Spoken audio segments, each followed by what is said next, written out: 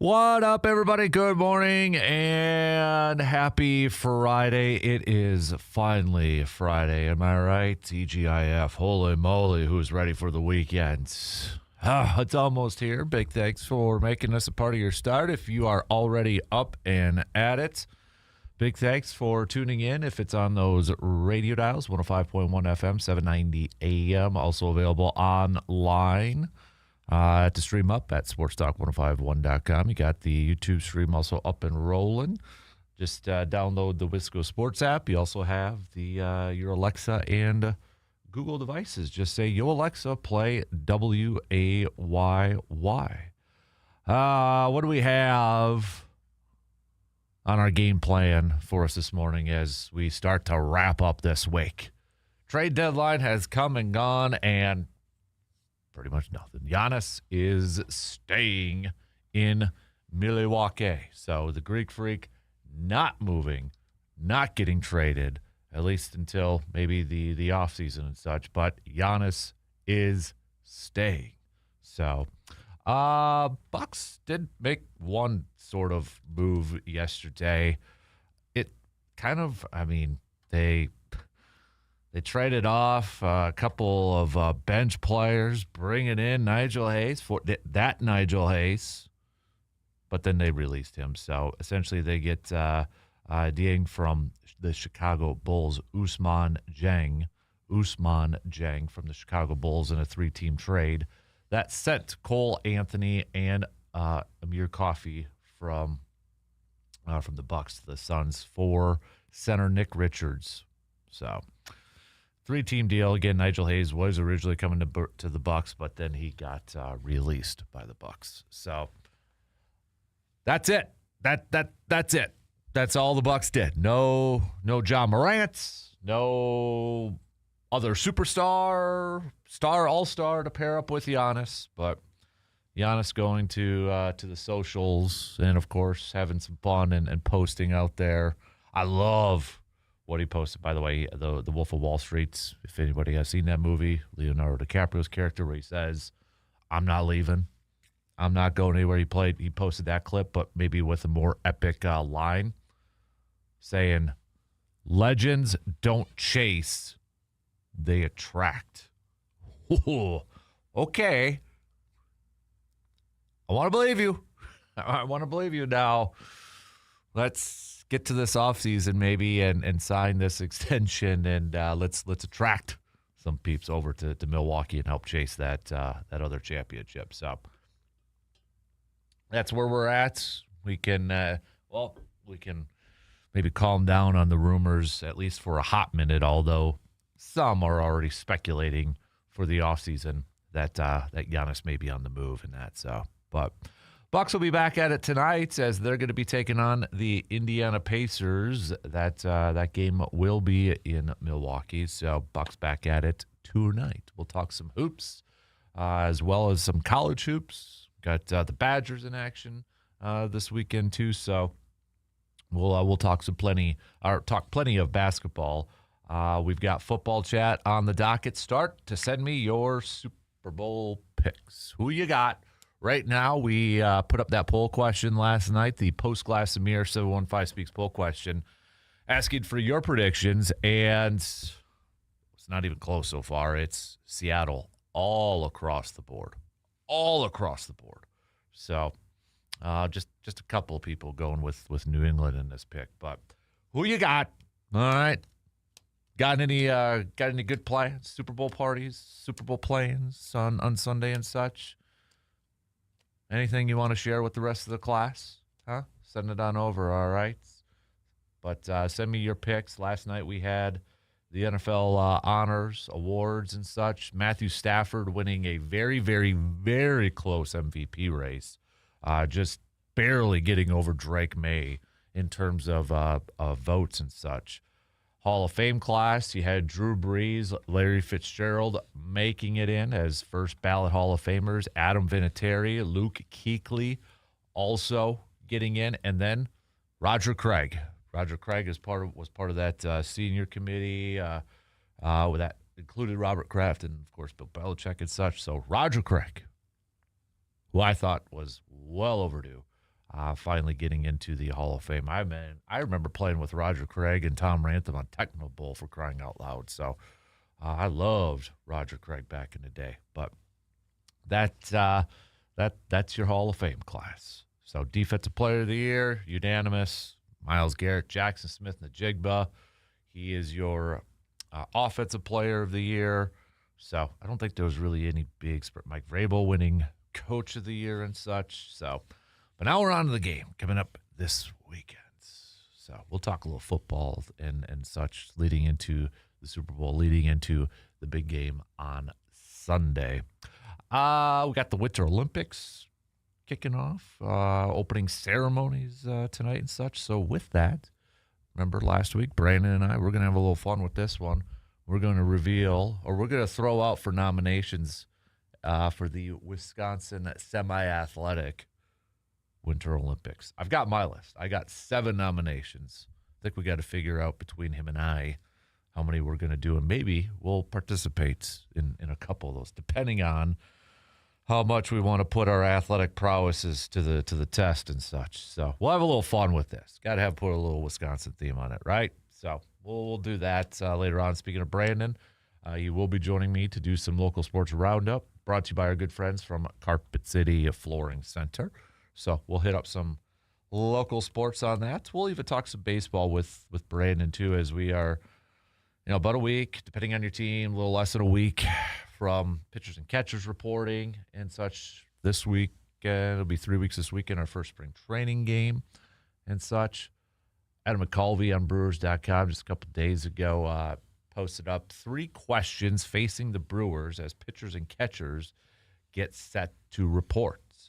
1, will there be another mid-spring rotation ad? Another pitcher, another starting pitcher. Here's a good question, too. Who's the backup catcher? You got William Contreras, but who's the backup catcher?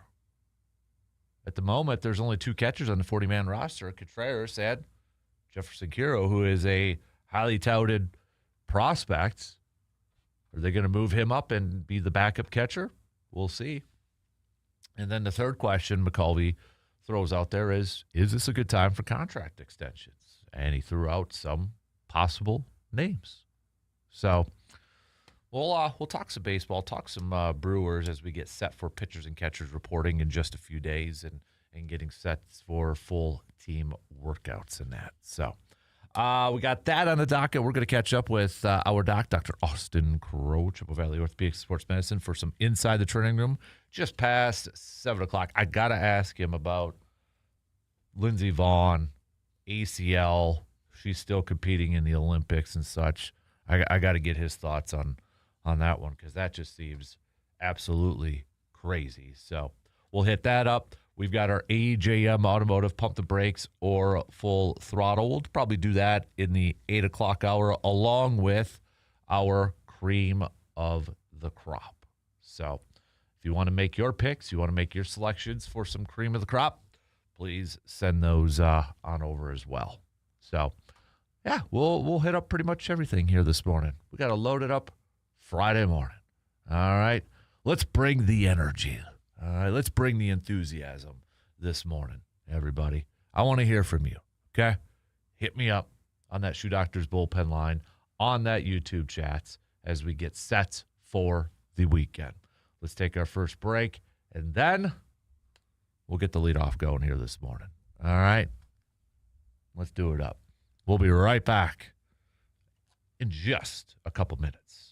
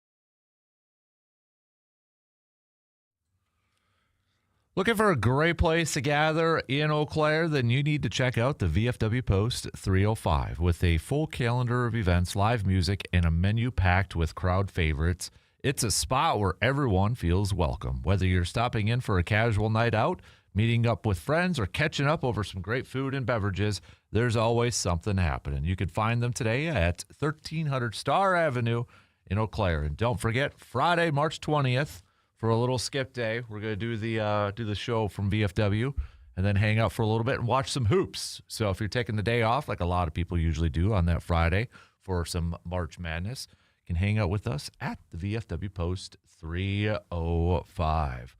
Let's begin our mornings with a little enthusiasm and energy from the one and the only Mr. Seabaum. Good morning, good sir. How are you? Good morning, El Capitano. How are you on this Super Bowl Friday? I am, I don't know about you, dude. I'm ready for the weekend. How about you? You and me both, brother. First off, big shout out to El Capitano, bringing home the bronze in the Chippewa Valley's best morning show. That is a very good, you got to think about it, dude. That's actually really, really good considering, being a niche like sticking to sports compared to everybody who likes their music. So that's awesome. Congratulations, man. Good job. We got to get first. One of these days we will. One of these days we'll get first. So, but thank you. Well, that's great work. Great work, my brother. Hey, I'll tell you what. First off, before we talk Super Bowl, I want to give a shout out to the Eau Claire Mustangs hockey program. If you need a Super Bowl pregame festivity, come on down to Hobbs on Sunday. All the different levels are facing off against Hudson for a trip to state. So There's going to be a lot of good hockey and a lot of people, and they've got great hot dogs, man. So it's awesome. Come on down. Nice. All right. Shout out. Yeah, let's represent the area. Nice. What you're going to be over there, right? So everybody can meet the famous C-Bomb? Yep. The C-Bomb in the third person here. Legends attract, right? Exactly. There you go. And I'm not even a basketball guy. I thought that was an awesome tweet, by the way. But, yeah, I'll be down there with our Squirt B team. We play at 10:30 in the morning. But, yeah, there's all levels from, mites on or squirts on up through Bantams. Actually, I think one of our Bantam teams doesn't play because they got an automatic bid. But anyway, it doesn't matter. There's going to be a lot of good hockey there. It's going to be a lot of fun. Awesome. All right, put it on your schedule, everybody. Sunday at Hobbs. So, you bet. Come on down. So let's talk Super Bowl, El Capitano. Are you going to come out with your pick, or are you going to bust it out now, or are you waiting? I can say it right now. I think I'm going to pick Seattle. I don't know about you, but I think. Everybody's talking about Seattle's defense, and rightfully so. But, I mean, come on. Sam Darnold in that offense. You got the offensive player of the year in Jackson Smith-Njigba. I like Seattle in this one, dude. How about you? Yeah, I think I'm rolling with Seattle as well, my brother. I think New England, boy, talk about a team, and I'm not knocking New England, man. The turnaround that they've had and the job Vrabel's done and the way Drake May has played, I mean, they're a legit team. But if you look at the list of teams that they have played and the quarterbacks they've played, they have had a platter laid out for them. Just if you got time, look at StatMuse and see the different quarterbacks they've played over the year. Their defense, as good as it is, hasn't really been tested. And even in the playoffs, C.J. Stroud was giving away, the football like he was giving away Tic Tacs. And then, they faced Stidham, and Denver dang near beat them with their backup. So, I mean, I just think Seattle's got so much firepower. JSN, I think Cooper Kupp is going to have a big game. He's not the receiver he was, but he's going to show up for the Super Bowl. And their running game, their corners, their defense, I don't see a way that New England's going to crack it. Yeah, you make a lot of great points.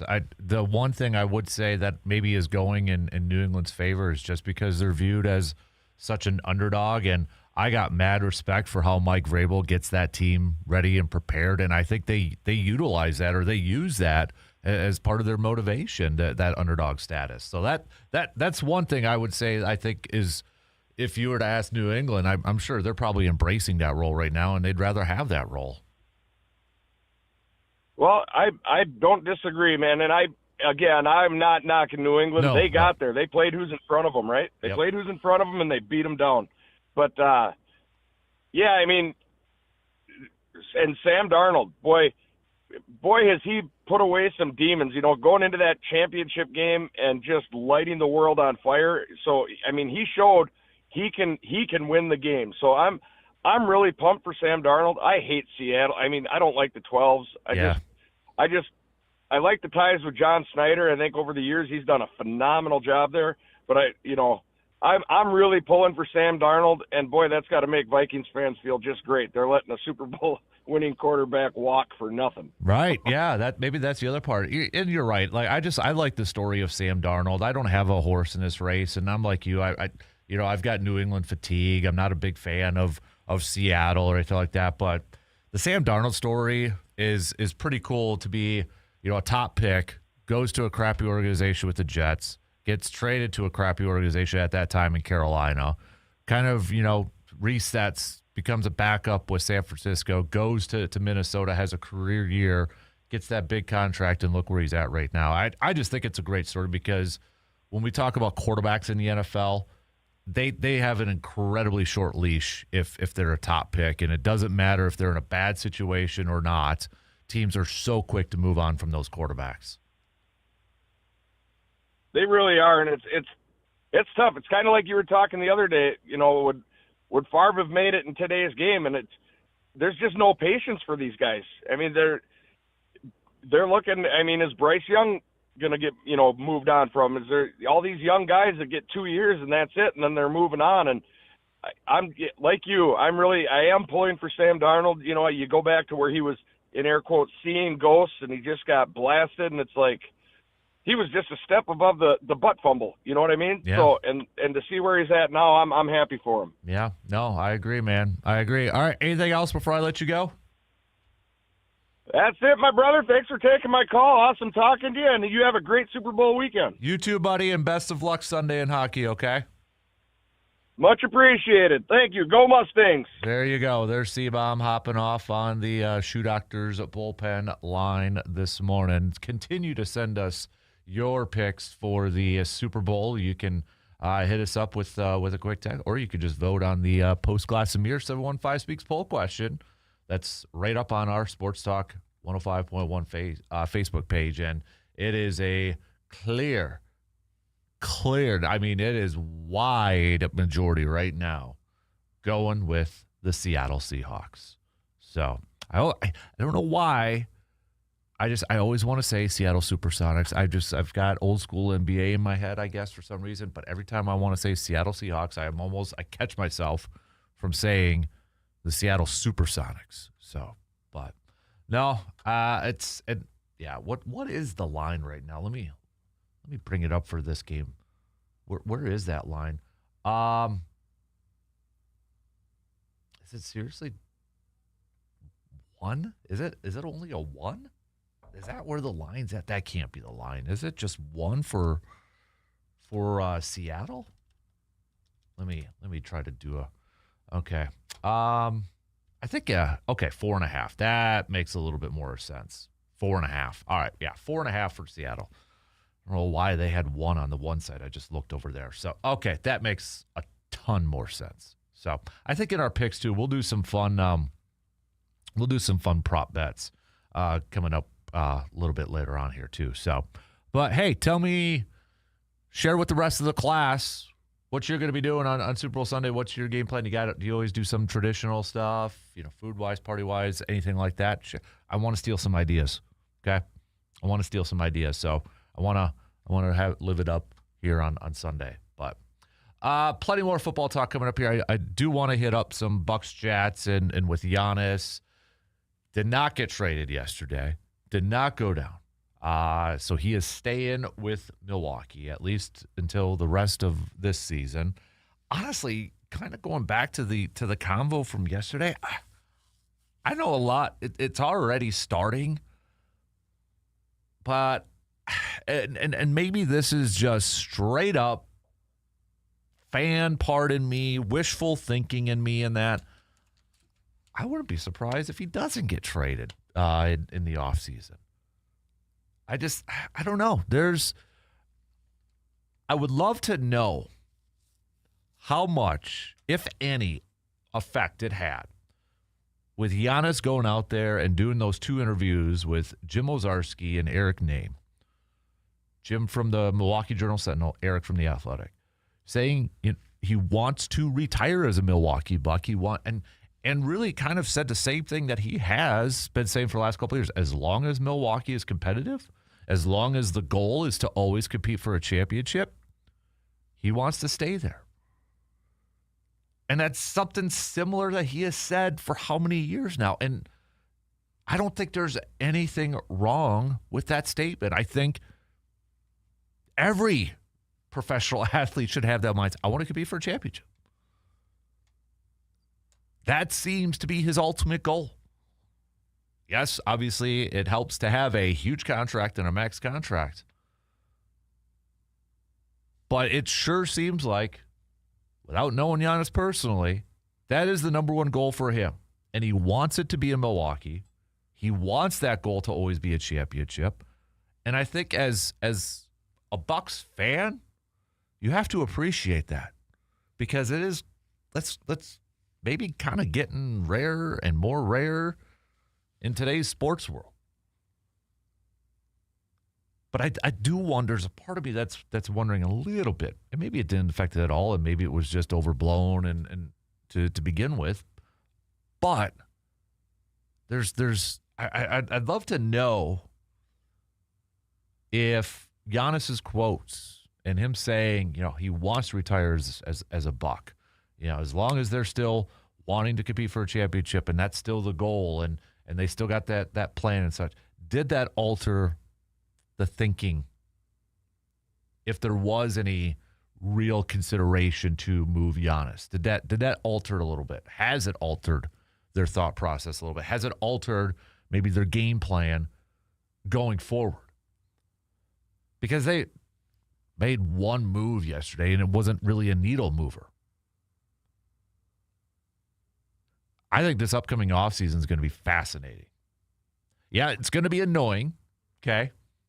For Bucks fans, let's just say it right now, it's going to be incredibly annoying because all we're going to hear about is Giannis trading, Giannis traded, just like we got over with for how many weeks now.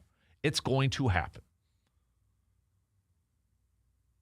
But if those comments from Giannis changed maybe the mindset, maybe the goal or the game plan that John Orst and the ownership group are maybe kind of considering, I think this upcoming offseason is going to be really interesting and really fascinating. Because if Giannis stays, if he's not traded in the offseason, I think we kind of have a good idea. Or if there's another big move in the offseason, I don't know. I think it's going to be nuts. One way or the other, I think it's going to be nuts. I think he either I don't know if there's a third option. Technically, there would be. I don't know if Giannis would enter the 2026-27 season with just 1 year left on his deal in Milwaukee. I either think Milwaukee's going to trade him or they're going to re-up, but also other moves pairing him up with Giannis. I don't think the Bucks are going to go into the next season carrying Giannis on a 1 year deal. I can't. I mean, it technically could, but I don't know. I don't see that happening. Could be completely wrong. I don't have a good feeling about that one. So if it's just between Giannis and having that extension and adding some more star power in the offseason or trading him in the offseason, it's going to be a wild ride this summer. All right, we got to take a really quick break. Back with plenty more coming up after these quick words.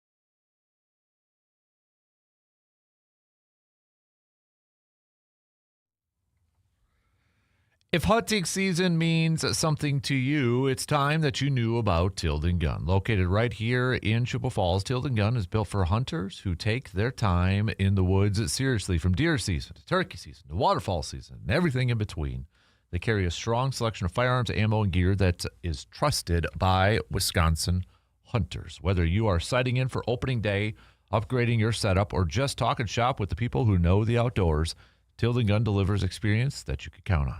This is a place where hunters are treated like hunters, with honest, knowledgeable, and with an honest staff and quality equipment. Spit it out, Dan.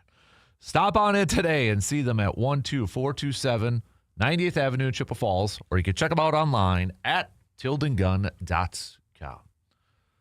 Benjamin in EC asks, is there any world where Giannis signs a long-term deal for much less than the Supermax, so the Bucks can afford one more decent player to pair with Giannis and Turner? I mean, sure, but probably not going to happen. So, I mean, I'm sure there is, but probably not going to happen. So, we'll see. We'll see.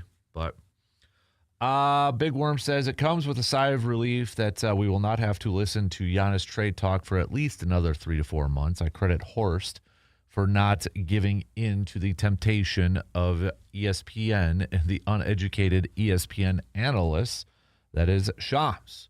If Jaren Jackson Jr. can get 4 first-round picks, the Bucks should easily get 6 first-round picks for Giannis and some young talent in the back end. I love that Horst didn't settle.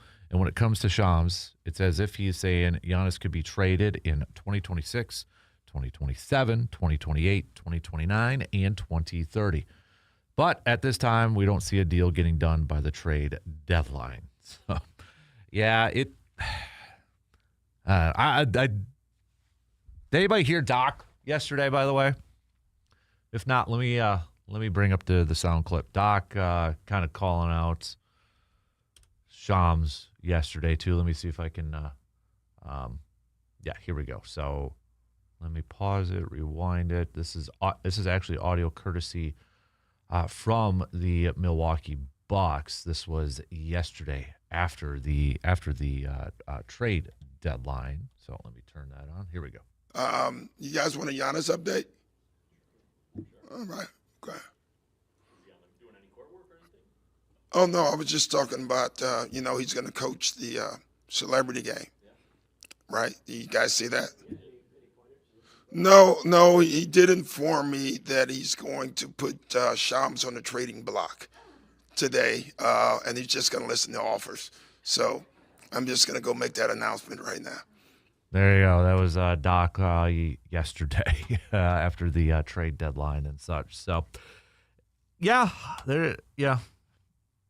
I don't think there will be any animosity or anything like that during the celebrity game from the All-Star game and such. But, and the thing is, we don't have to, Big Worm, he said we won't have to listen to it for 3 to 4 months. But honestly, would you be completely surprised if, starting next week or even later on today, in the follow-up to the NFL or to the NBA trade deadline, if there's still going to be narratives about whether, he's going to be traded this offseason and such.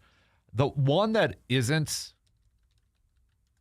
getting a ton, there was this yesterday too. Was it Brian Windhorst, also from ESPN, thinks that Giannis is going to be shut down for the season. This popped yesterday, where he said that he thinks Giannis will be shut down for the season if he is not traded. He said, quote, I want to underscore I'm not putting anything past Andy Ellisberg or Pat Riley in the Miami Heat. Giannis could be on the Heat by 3 o'clock, but if he's not, I suspect the Bucks will deactivate Giannis and not play him for the rest of the season. I know we threw that idea out. I would struggle mightily to see that happen. I would be shocked if that were to happen. I understand the mindset behind it if you really truly want to tank and get a better draft pick. But honestly, I think if that were to happen, the NBA is probably going to get involved and probably question a lot of that. Because, I mean, over the last few years, Adam Silver has really tried to make it that, the whole load management thing. I feel like the NBA would get involved, and that would not be that juice would not be worth the squeeze. There'd be a lot of questions raised about it, and just the fact that I don't think Giannis would be all about that. I think as soon as he is cleared with that calf injury, he's going to push to go back out there. He's going to push to play. So I get it from a standpoint if you want the better draft pick, and that's not even a guarantee either, right? Yes, it increases your odds with the ping pong balls if you get a lottery pick and all that, but it's not a foregone conclusion. I don't see that happening. I could be completely wrong, but that one I really, really, really struggle to see that. Because I don't think Giannis would be all about that, and I do think Giannis would be vocal in his displeasure if that were to happen. The thing is, let me throw this out here too. Has there been another athlete, another superstar athlete, I don't care the sport, where there has been as much speculation, rumors, reports, whatever the heck you want to call it, surrounding whether a guy should be traded or is going to be traded or deactivated in this case? Has there been a comparable athlete, superstar, like what has transpired with Giannis? Not even just this year, but over the last how many years? Has there been another player like this? I was thinking about this last night. Who is a comparable player where you just had this narrative out there from a national landscape, a national, sports entity for years now, pushing this, throwing these rumors out there? I can't think of another athlete off the top of my head. There's got to be one. Maybe there isn't. I don't know. But it could be a recency thing. I'm struggling to think of another player where it almost feels like a media entity, a sports entity like ESPN is trying to push that narrative or push that to happen. And all those talking heads too, just pushing it to say Giannis has to go somewhere else. Giannis has to do this. The Bucks have to trade. I can't think of another athlete in another sport off the top of my head.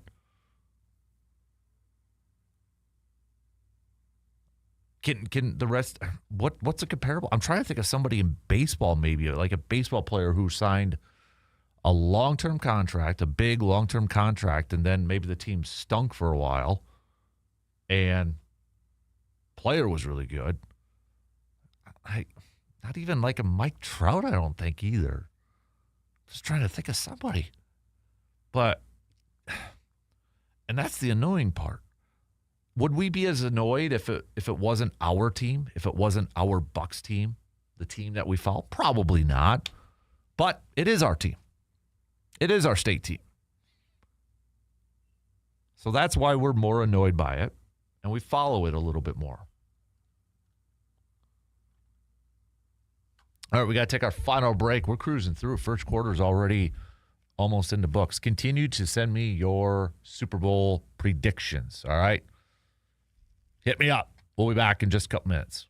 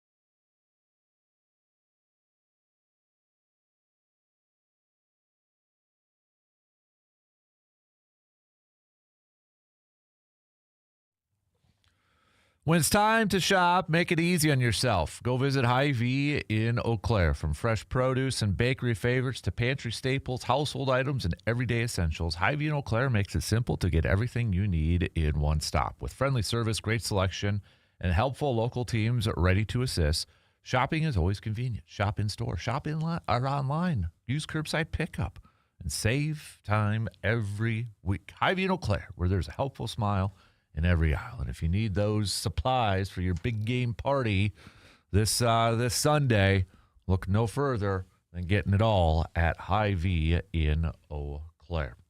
We got Jeremy saying, I do remember a lot of trade talk about Felix Hernandez when on Seattle, but still not as much as talk around Giannis.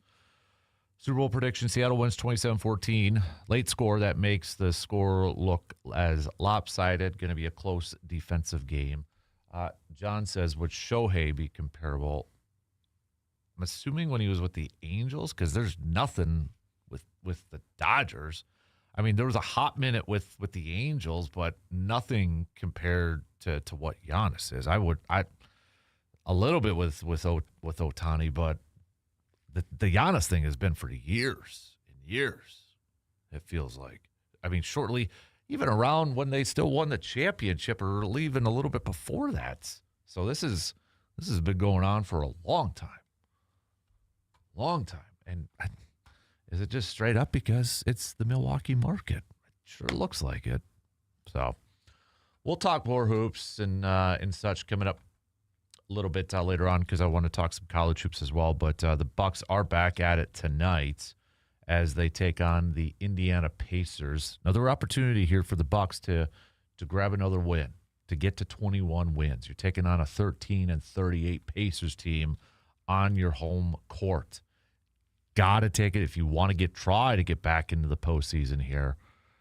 Got to get that. Got to get wins like these matchups against teams like the Pacers. So currently, Bucks are 2.5 games out from that final playoff spot.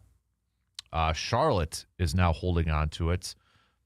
They're tied with Chicago, but Charlotte holding the tiebreaker. So Bucks are just 2.5 games back from that final wild card spot. So not completely out of it.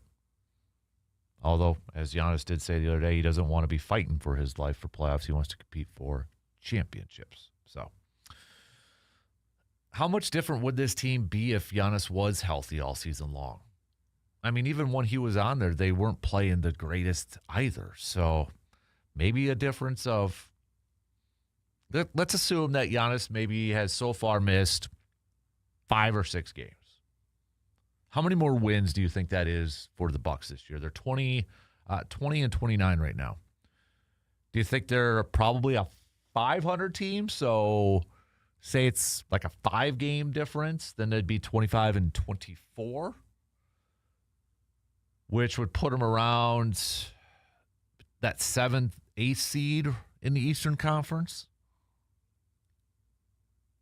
5-game difference if we assume maybe Giannis has only missed 5 or 6? How big of a difference do you think?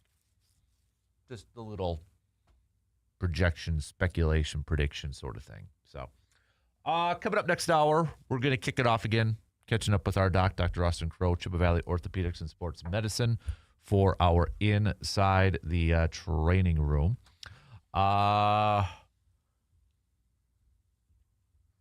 So we'll get to that. We got Local Sports Roundup brought to you by Carpet City Flooring Center. We'll also hit that up.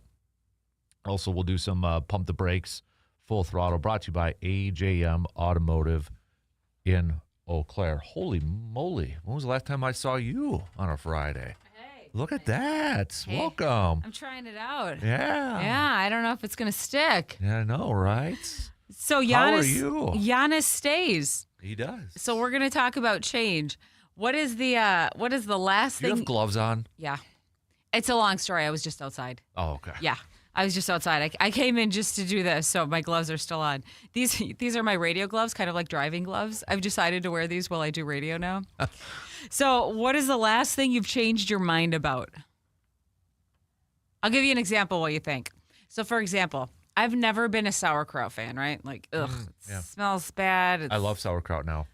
I used to, but not now. I love it. Okay, see, same. Something I recently changed my mind. I saw it one day. I'm like, why does that look good? Big part of my River Valley weight loss journey was sauerkraut. Really? Put it on everything because it was a freebie. Okay, see, it's not even anything to do with that in my world. It just sounded good one day, and now I'm like, hey, I like sauerkraut. I changed my mind. And if you get older, usually people change less and less. But so it got me to thinking, what is the last thing you changed your mind about? Can be sports related, can be life related, anything like that. There's stuff I know. I've expanded my palate. Okay. Food wise. Okay. Probably what is it? I'm blanking on this food now. Explain it to me. Rutabaga. Oh. Rutabaga. Cumberland would love you. They have Rutabaga Days. That's their big festival. Do they really? That's their big festival. You know how every town has Cumberland is Rutabaga Days. I did not know that. Boyceville's Pickle Fest. I've always been a pickle fan. Yeah. Yeah. Well, those are probably freebies too. They are freebies. So let's take it into the sports world. What's your last changed opinion from the sports world? Maybe I'll go a little Matthew Stafford. I never was a big fan of Matthew Stafford. Well, everyone else is apparently just picking up that award. I think it was, and this was before even the award last night. It was like, I think I wanted to dislike him, but I can't. Okay, why did you want to dislike him? I think it was because he was with Detroit for the longest time, and I can't be a fan of somebody with a division. Just the Lion infiltration kind of thing. Yeah. So what have you made your picks in public yet for the game? Seattle. Okay, same here. Mm-hmm. Now, do you still think there's any thread of you that just has an aversion to the Patriots because haters going to hate in the dynasty and all that? I'm tired. I've got fatigue of them. I've got fatigue. Even without Brady and Belichick. It is a different vibe. Right. Like that's I feel my point. like if you take away the Patriots team, okay, the Patriots logo and the team name, yeah, I've got no problem. But it's the logo. So if you were to rebrand them, you might have a better feeling about them as a group of people on the field playing football. Yep. Gotcha. Yep. You could call them the Rutabagas. There you go. Yeah. Pretty plain. So what makes you like Stafford then? He doesn't cause drama. He goes out there and balls. Shut up and do your work. Yeah, he doesn't. He doesn't really draw headlines or stupid stuff or anything like that. So I want to dislike him, but I can't. Okay. So then, historical figures. Is there a historical figure that you've changed your mind about? Jeez. Do you have a favorite president? That kind of thing. I mean, Lincoln, right? That's everybody everybody's. everybody loves George Lincoln. Washington.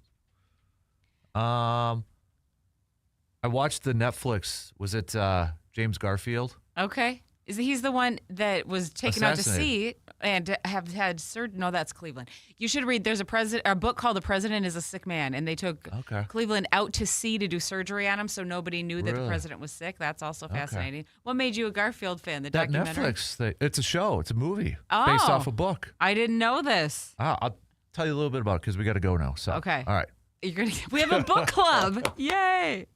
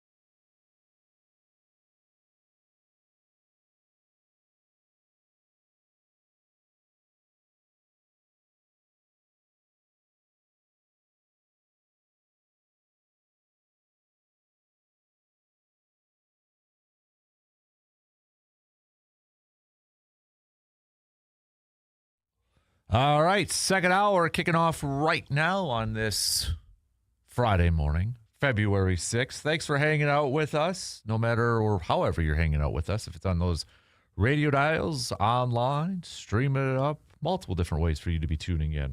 We're going to do some local sports roundup coming up in just a little bit, brought to you by our friends from Carpet City Flooring Center. We've got the AJM Automotive Pump the Brakes Full Throttle. Continue to send us your Super Bowl picks.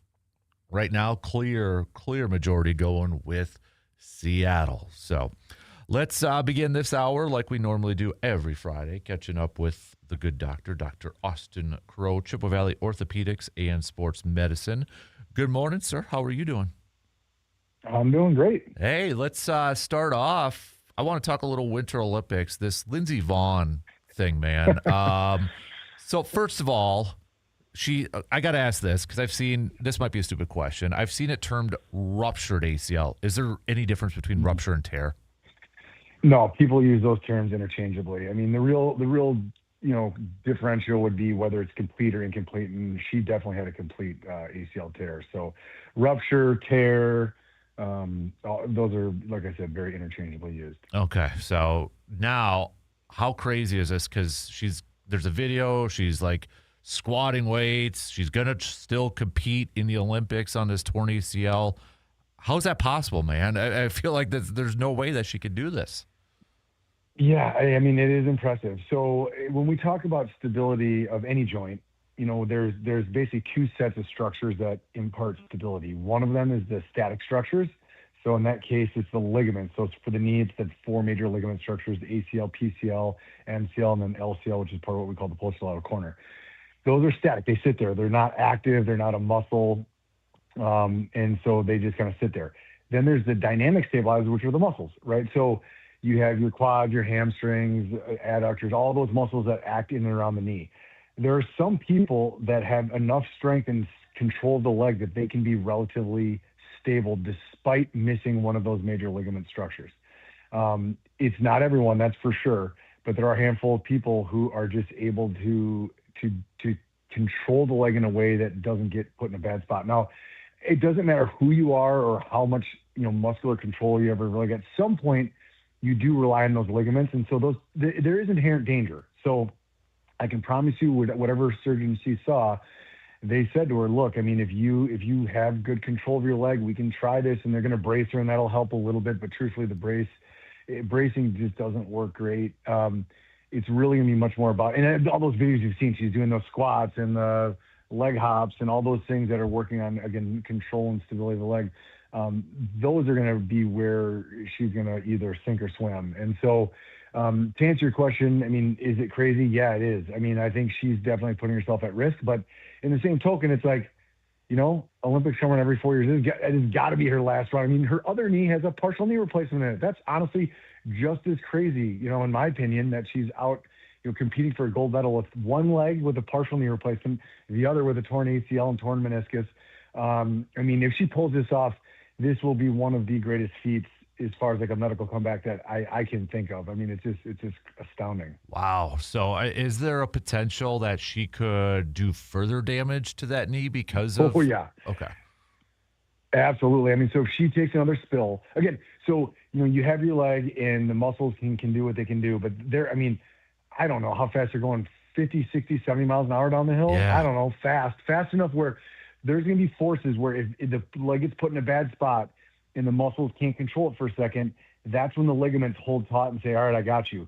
She doesn't have an ACL. The knee absolutely can pivot in a way that it's not supposed to. I mean, she's not physiologically made different than everyone else. It's not like she truly doesn't need an ACL. It's just she has enough control. But the leg gets put in a bad spot, absolutely. And then if that goes, now you run the risk of a real significant knee injury. So not that it's not already significant, but more significant. So major cartilage injury, further injury to the meniscus, or another ligament goes. And then all of a sudden she's got a multi-ligament knee injury and then you can dislocate the knee. I mean, so yeah, I mean, is this like death-defying? I wouldn't say that necessarily, but she is absolutely, there's a risk for sure. So there's no question she goes down hard. And Yeah, it's going to be, everyone will hold their breath, I guess we'll put it that way. I don't know how, I mean, obviously she's a world-class athlete and such, but just to get over the mental aspect of that, like to know the dangers and the risks of hurting yourself worse. That's to be able to not think about that and to compete at the Olympics with that too is just unbelievable. Yeah, I mean, yes, unbelievable. That sums it up in one word. I mean, it really is. But some people are able to do it. I mean, one famous one, I maybe brought this up on the show in the past, but Hines Ward played basically his entire NFL career without an ACL. Yeah. And he tore it I think he was in high school, college, and he cutting, pivoting. I mean, he was a physical receiver, right? I mean, he was out there rocking guys. So, I mean, there's some people that just can do it. So, yes, some of those people are made differently. Let's put it this way. There's a reason that she's competing for a gold medal. She's made differently than you and I. I mean, no offense to us, but I'll take offense. I don't know to that, about you, but I'm not going to. Exactly. My gold medal run, that never happened. So, I mean, they're just made different. And so, if anyone can do it, it's going to be people like that. But yeah, there is, I mean, her surgeon's going to have that discussion with her, but we have it to a lesser extent. I have that discussion with people every day, it's seniors in high school who injure their knee and like, look, this is I've worked 4 years to get here. And you have to look them in the eye and say, look, I just don't think it's a good idea to go back out in the court.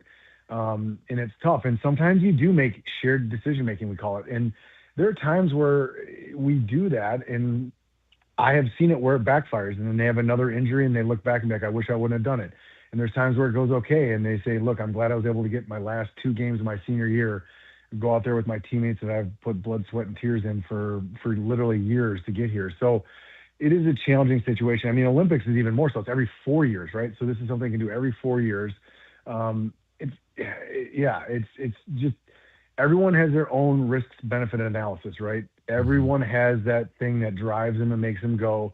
And they're saying, I'm willing to bet everything on this and put my body at risk. And so, I mean, it's impossible to actually quantify. So you can't say, look, Lindsay, you're at a 33% chance of doing this or a 12% chance. It's all gestalt, but is the risk zero? No. I mean, there's risk. And is it absolutely insane? I wouldn't say that either, but especially when you see her move and jump at this point, I mean, it's impressive. But yeah, well, I mean, I'm sure myself, along with a lot of other people, are going to be watching and seeing how her competitions go. And I mean, if she can pull it off, like I said, it will be just an amazing feat. So I got to ask, going back to Hines Ward, how when he doesn't play with an ACL, is it just like it's torn and never fixed? Is it removed? I mean, what's going on? Yeah. In So that? once it tears, the body will just kind of dissolve it. So when we get an MRI, when people have a knee injury, you'll see stumps. I mean, so when it tears, you'll see 2 ends and they're just not connected anymore. So it detaches. Usually it's either rips off the femur or rips in the middle. And so, but over time, if it's not attached, your body just dissolves away. So there's times where we get an MRI in a knee on a chronically deficient ACL, and it's just gone. It's like you don't see anything at all. So you can immediately tell, okay, this is not an acute injury. So hers, and she did make a comment, we don't know if all the damage occurred then or not. So you almost want, I don't know if you saw that when she said that in one of her comments. Mm-hmm. So it did make me wonder if this is the second injury she's had to this knee. And I didn't dig too much further into that, but it's possible that she may have had a previous ACL. I don't know. And that would make this recovery a little more plausible, because an acute one is, just to go from a normal ACL to not is crazy. But either way, what'll happen is dissolve. So then you just don't have the ACL there. So there's no structure there that, it really, what the ACL does is it imparts stability. So you'll see doctors and trainers run out in the field, and one of the first things we do on athletes is called a Lockman test, where we grab the tibia or the shin bone and we try to pull it forward. And so that's anterior translation of the tibia. And the ACL does that, but in reality, that's not the stability that imparts. It's actually rotational stability. So that's why when you see the ACL tear, almost always it rotates. So, I think all the Packers fans out there can remember the slow-mo video of you seeing Micah Parsons' knee. Yep. And you didn't see his tibia slide forward. You saw everything, it rotated. And that's a classic. That's why the second that injury happened, you knew that's an ACL tear. And so, unfortunately, I see video after video of young high school or college athletes that they're non-contact, the knee buckles in, and you know right then and there it's like it's an ACL. I mean, you get the MRI, but you already know you're getting the MRI to see what else got hurt. I mean, because it's just such a classic mechanism. So yeah. Yeah, man.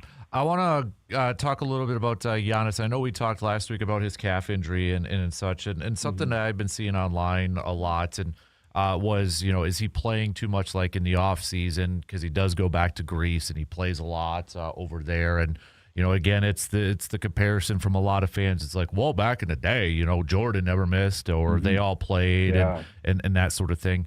Is it something as simple as a guy like Giannis with those calf injuries, with those soft tissue injuries, that he's just playing too much and that, guys need to learn to rest and recover from that? Or is it not that simple?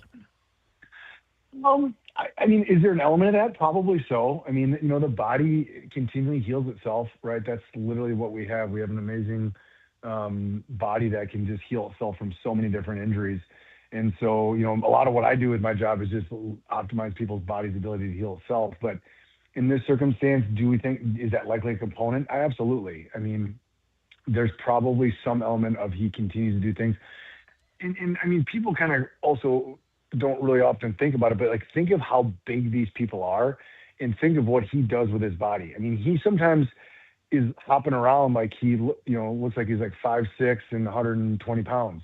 I mean, he's not, right? So the stresses that go through his body when he does some of those things, like, I mean, those classic like big Euro steps that he does. I mean, if you think about the change in direction, the forces that go across the knee, and calf and hip and, everything. But I mean, it's impressive. I mean, honestly, sometimes I sit back and think like, how do these guys not get hurt more often? Right. So yeah, I mean, I think there's an element of that. It's an element of just kind of the position he's in. And then like we talked about, I think last week or maybe the week before, is like once an injury occurs, that never goes back exactly like it was before. And so I think that's an element of it too. It's like, how bad was that first strain? Did he develop a significant area of scar tissue that's now causing these recurrent injuries? Then you combine that with he's not letting it fully heal or get over the hump, and the things that he's trying to do. You add that all together, and it's a recipe for repeat injuries. So yeah, multifactorial for sure. Do I think his level of activity plays a role? Almost certainly. But you are correct. It's not quite that simple. Is there some truth to like maybe some of these athletes are just bigger, stronger, and maybe faster than they used to be back in the day too? Yeah, absolutely. I mean, I think we've touched on that with pitchers. Yeah. I mean, the velocity and rotation, the human elbow hasn't evolved in the past decade, right? So, but yet somehow the pitches have changed incrementally, right? So we see these where people are just able to do things with their body in ways they haven't. And there's just no, I mean, just grab, any, handout for a football game and look at the average height and weight, and you just compare it to, I think I brought this up in the past. My grandpa played football at Texas, and he had his, like a bulletin or whatever, a program, I guess is what I'm looking for one of his football games when he was at University of Texas, which is like obviously one of the premier college programs. And this is the 1940s. The average weight for the lineman was like 205. Man. I mean, the cornerbacks are 205 now. Yeah. I mean, not all of them, but I mean, that's 80 years ago. The human body hasn't changed in that regard. What we do to it does. And so, of course, we see a huge uptick in injuries, both acute and overuse, because we're just asking the bodies to do more and more. And at some point, we do get to that limit where it's like, look, we're not going to be able to say, all right, you need to throw 5% faster next year, or you need to be able to jump, 10% farther next year or higher, so yet people try to do it. And sometimes the body says, well, that's all I got. And then you ask for more, bam, something happens. Yeah, man. All right. Before I let you go, dude, I got to get your prediction, put you on the board for the big game this weekend. Obviously talking about the Puppy Bowl. So, Yep. who are you rolling with, Seahawks or Patriots? Yeah, I mean, so I guess I'd probably, in my heart, I'm pulling for the Seahawks just to see Darnold. He was with us last year. And, I don't have any ill will towards him. So, I mean, I guess I'd kind of like to see him get the W.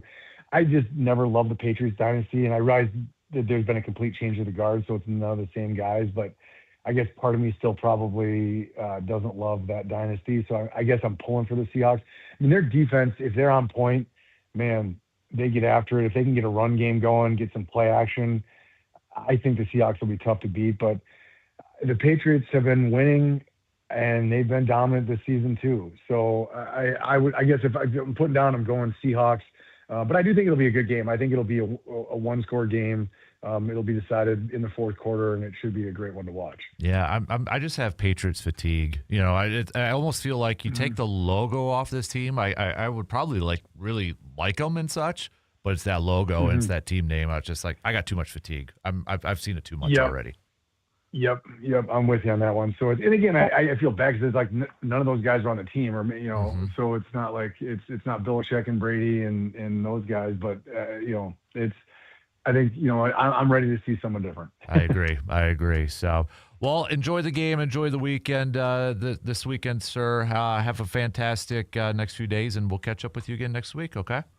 Absolutely. Take care. You got it. There you go. There's Dr. Austin Crowe, Chippewa Valley Orthopedics and Sports Medicine.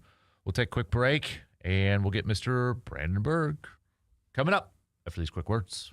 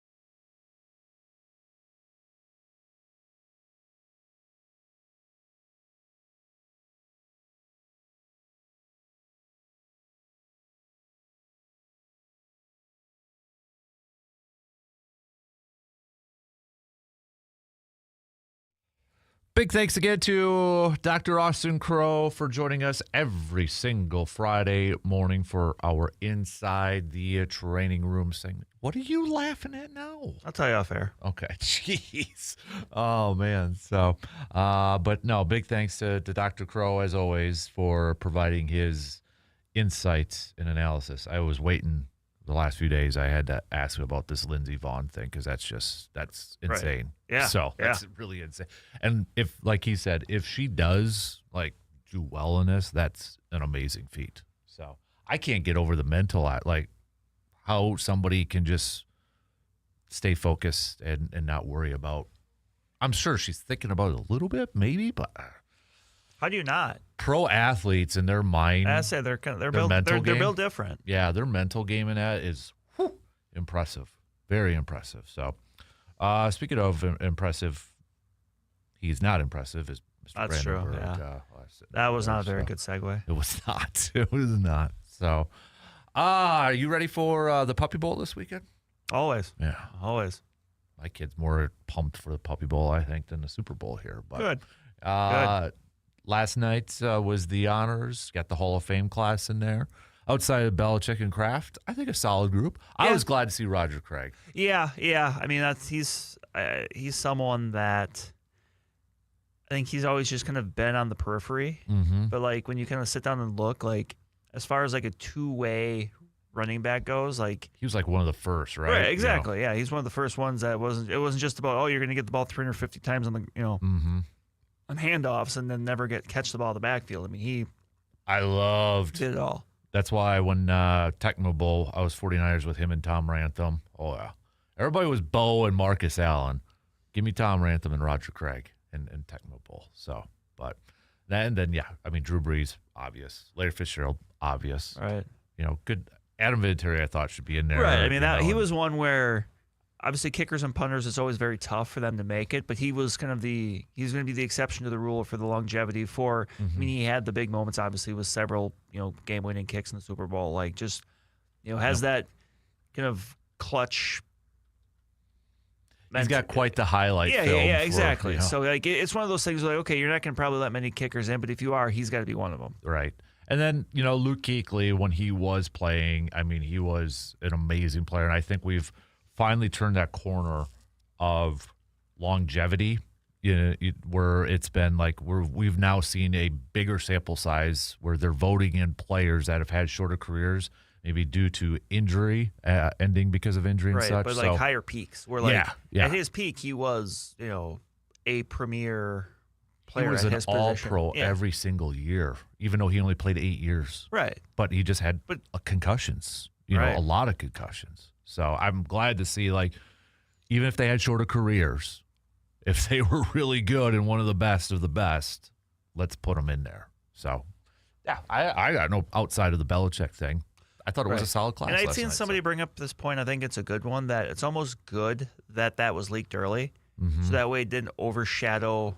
When the announcement officially came last night, like it didn't. That wasn't that thing everyone was talking about. Everyone had kind of talked about it by then. So those players kind of got their rifles, time in the spotlight versus everyone just talking about, Belichick and Robert Kraft. That is a good point. I didn't think of it that way, but yeah, you're right, because I think that would have overshadowed the guys getting in it, and that's not fair to them. Mm-hmm. I mean, they didn't have, it wasn't their fault. Right. So, Surveyor says, good morning, DK Brandon. Happy opening ceremony and Super Bowl Friday. A few fun facts about the Super Bowl before your trivia questions. This is the 14th time the Super Bowl will be held in California. Only Florida has hosted it more. This is Mike Tirico's first time announcing the Super Bowl, while it's the 6th for Collinsworth. I didn't know it was Tirico's first time. Yeah, I suppose. Yeah.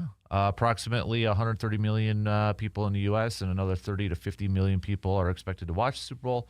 Approximately 10 million pounds of ribs and 1.48 billion chicken wings are expected to be consumed during the big game. This is the 10th rematch in the Super Bowl. And that's just at Kasper's house. Yeah, right.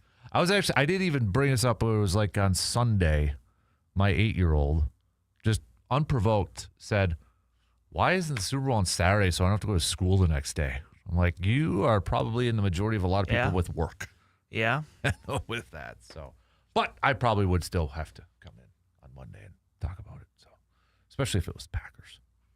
Really, you know what I mean? So, what do you do anything every year for a Super Bowl? Or is it kind of, I mean, it just depends year to year. You do more for the March Madness, don't you, with your chicken? Oh yes, the buffalo chicken sandwiches. Yeah, yes, that's more of a March Madness thing for you. That's a tradition for me. That goes back to college. So, but yeah, I mean, it just depends year to year. Sometimes I go watch my dad. Sometimes I watch my friends. Sometimes I just sit home and watch by myself. Yeah, I don't Just really. depends. I think I want to start a tradition. I just don't know what. Right. I got to start something. It's been missing in my life. So, do you want your trivia now, or do you want me to ask you a little bit later? Do you want me to ask you now so you have some time to think about it, or Doesn't matter. I don't care? He just shrugs his shoulders. Yeah, whatever. I wasn't expecting a trivia question because we hadn't had the last few I weeks. know. So. Well, then he's tried to send one with like 5 minutes left in the program last Friday, so it's like that ain't gonna work. Are you ready? Sure. So, can you name the top 5 single game receiving performances in Super Bowl history? I don't know what that's a you question. So I'm assuming single in game terms of receiving yards? performances, yeah. Okay. Receiving performance, because I have to answer the single game passing performances in Super Bowl history. They're probably connected. 5 different individuals, because a couple people could take up 4 spots. Okay. All right. So you get receiving, And you get I passing. get passing. Okay. All right.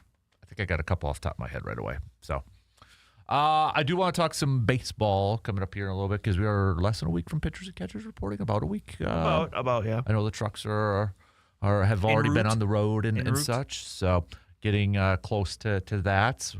We'll do a little local sports roundup coming up a little bit later on here too. So, but no, Giannis is with the Bucks. Brandon, be honest, was there a little bit as the week kind of went along, were you maybe thinking it could happen, or did you just think it was still unlikely?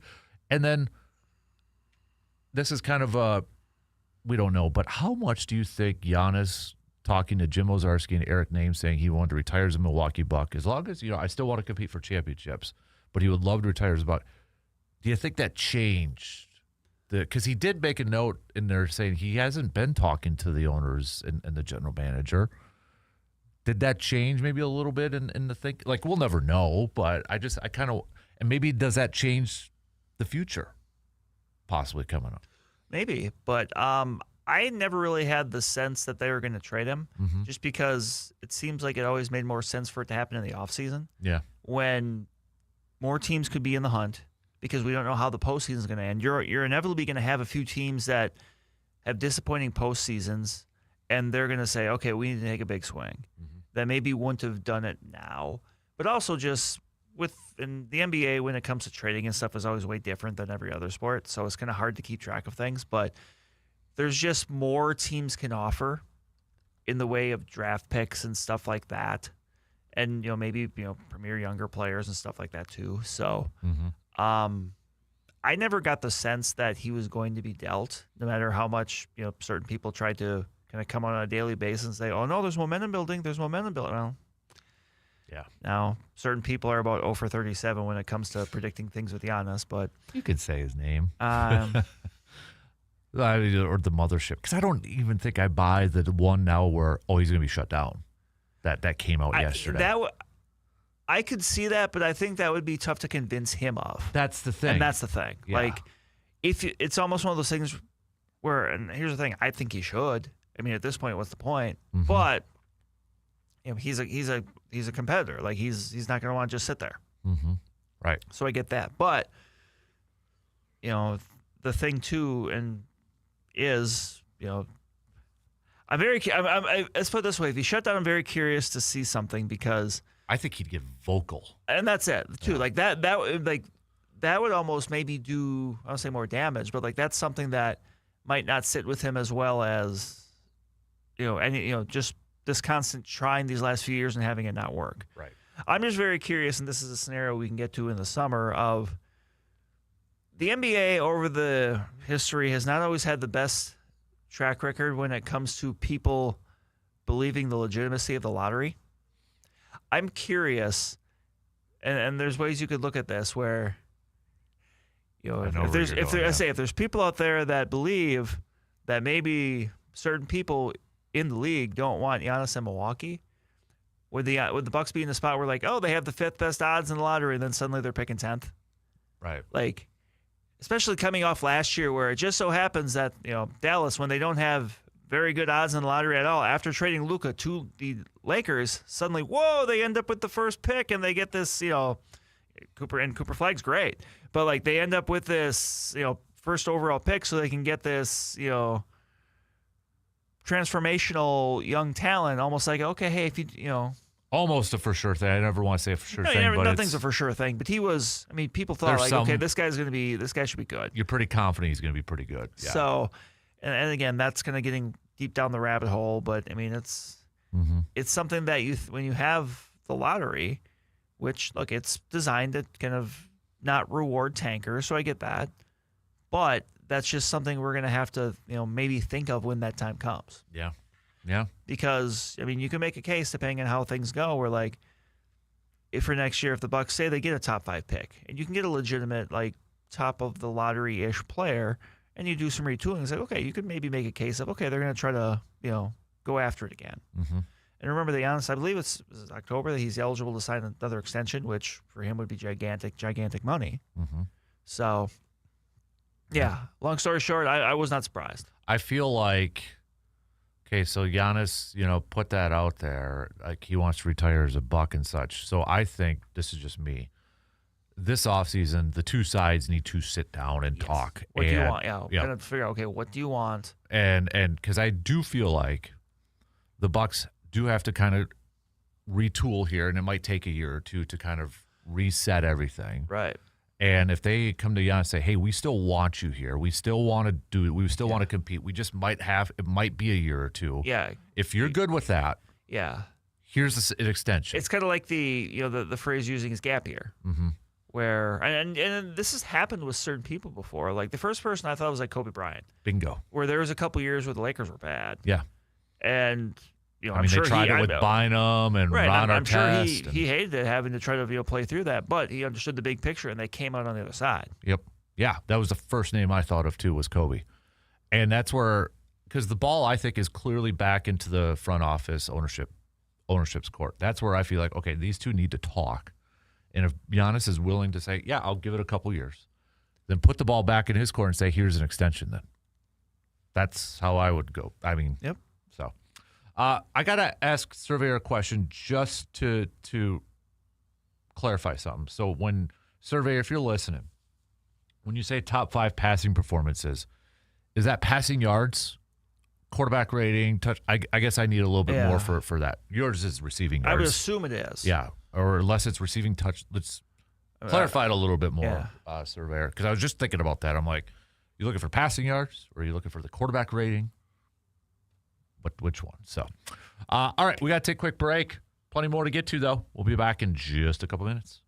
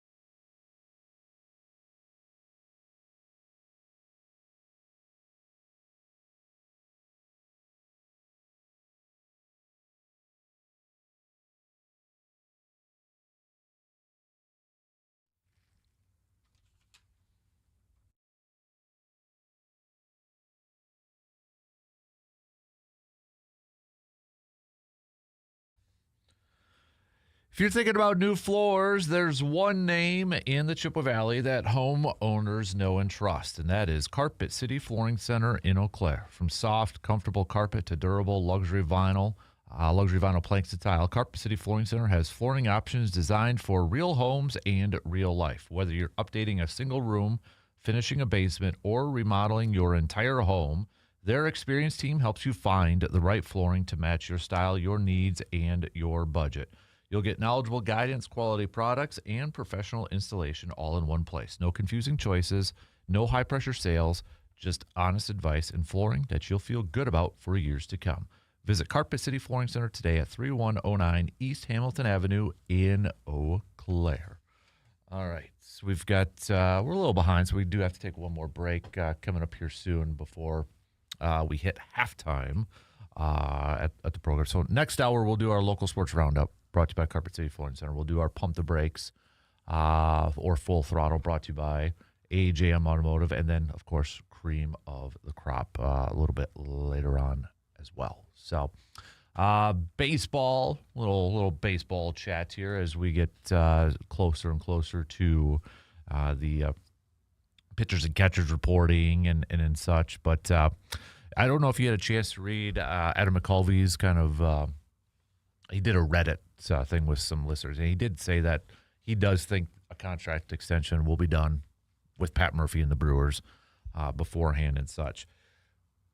Do you think, and another big question that's been kind of floated out there, and it's something that we've talked about before, but if you had to wager a guess, do you think they are going to bring in another starting veteran pitcher to add to this group? I think so, and it might be as simple as someone you might have heard of on like a minor league deal with an invite to spring training, kind of with the idea of hey, you're going to come in and you're going to have an opportunity. Now who that is, I don't know. I think it's probably a safe guess to say it's not going to be somebody for too much money, but there could be Quintana again, right? It could. Yeah. It could be. I mean, Jordan Montgomery is someone that's kind of been talked about. Remember he was part of the Shelby Miller trade last year, even though he was hurt. Yeah. And maybe part of that was the idea of just to kind of being able to communicate with him a little bit, just to see where he's at. Which I think he would be someone that wouldn't be able to join until the season was underway, just because he's still recovering. So, but still, I mean, it could be someone like Eric Fetty, who pitched for the team down the stretch last year.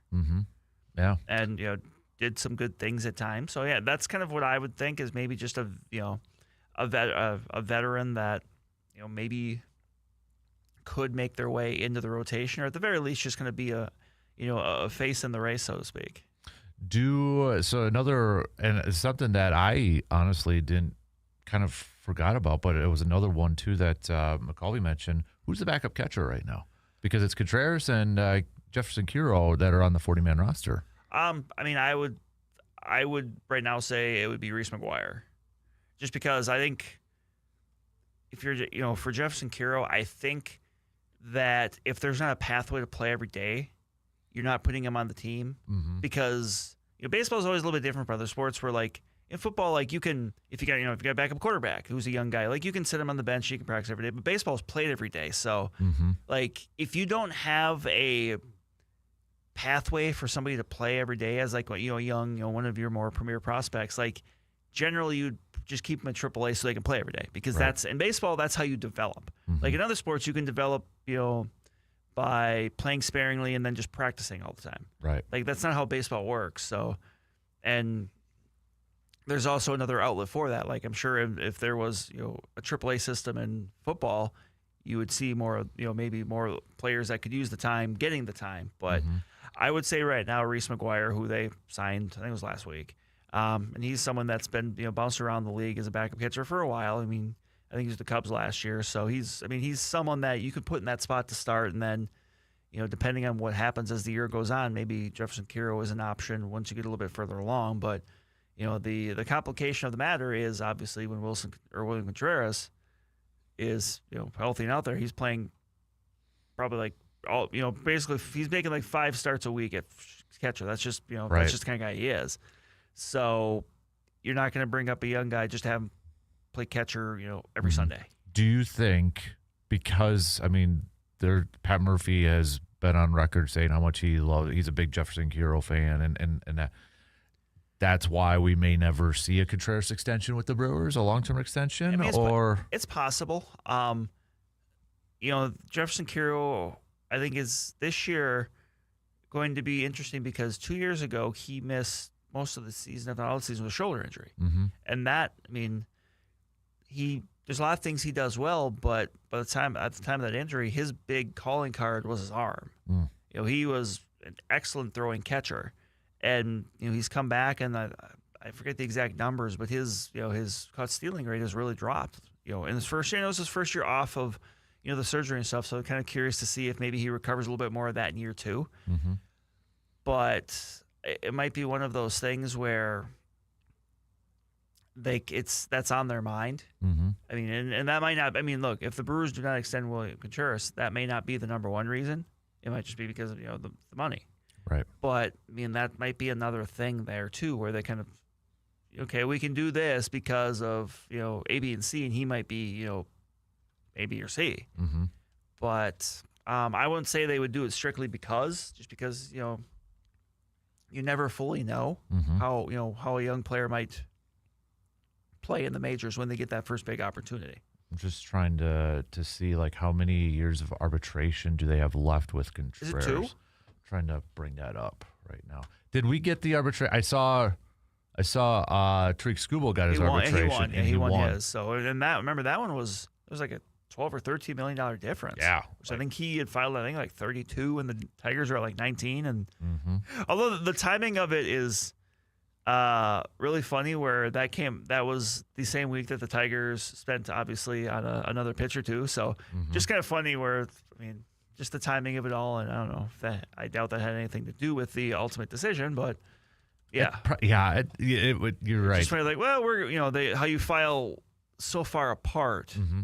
Which, don't get me wrong, I'm sure Skubal's glad to have another premier starter like they've got with Valdez, but Mm-hmm. So he's in his second year. So, yeah. Okay, so you get 4, right? Well, usually it's 3, but sometimes you can earn that extra one depending on how it goes. So okay. All right. Yeah, I'm kind of ahead. Okay. Because I thought I had seen the hubbub of. It's not on Spot Track, which is kind of interesting. That is weird. That is weird. Yeah. But cause I just thought the hubbub was like I'd seen people talking this offseason, like, well, basically the Brewers are going to have to go through the same thing next offseason that they went through with Freddie Peralta next year with William Contreras. Yeah. But also the thing I just kind of wonder about is how much a team like the Brewers, or just any smaller market team right now, is going to commit financially when we don't know what financials in Major League Baseball look like in 2027 and beyond. That's true. Like, it could, who knows? Like, if it's markedly different, they could extend it. We just don't know. Yeah, that's true. Like if suddenly there's something where it's the playing field is level a little bit more, maybe they say, okay, well, you know what, we have a little more money to spend, whatever. Like, okay, let's get this deal done with him. Mm-hmm. And Jefferson Kiro is the type of guy where some prospect evaluators think he could play somewhere besides catcher. Now, I don't know where that is. I don't know enough about that, but like, if that were to happen, like, and maybe he's a guy that you can catch, but he could also bounce around. But you usually don't see that. Normally, if you're a catcher, you're just a catcher. Like, right. That's not one of those spots where you play 4 different spots, but you also catch. Like, that's usually a position that requires your full-time focus because it's really hard. Right. All right, we got to take a quick break here, and then it's going to be halftime. So, do you want to answer the trivia questions when we get back? Sure. All right, we'll do that. So, all right, that's coming up after these quick words.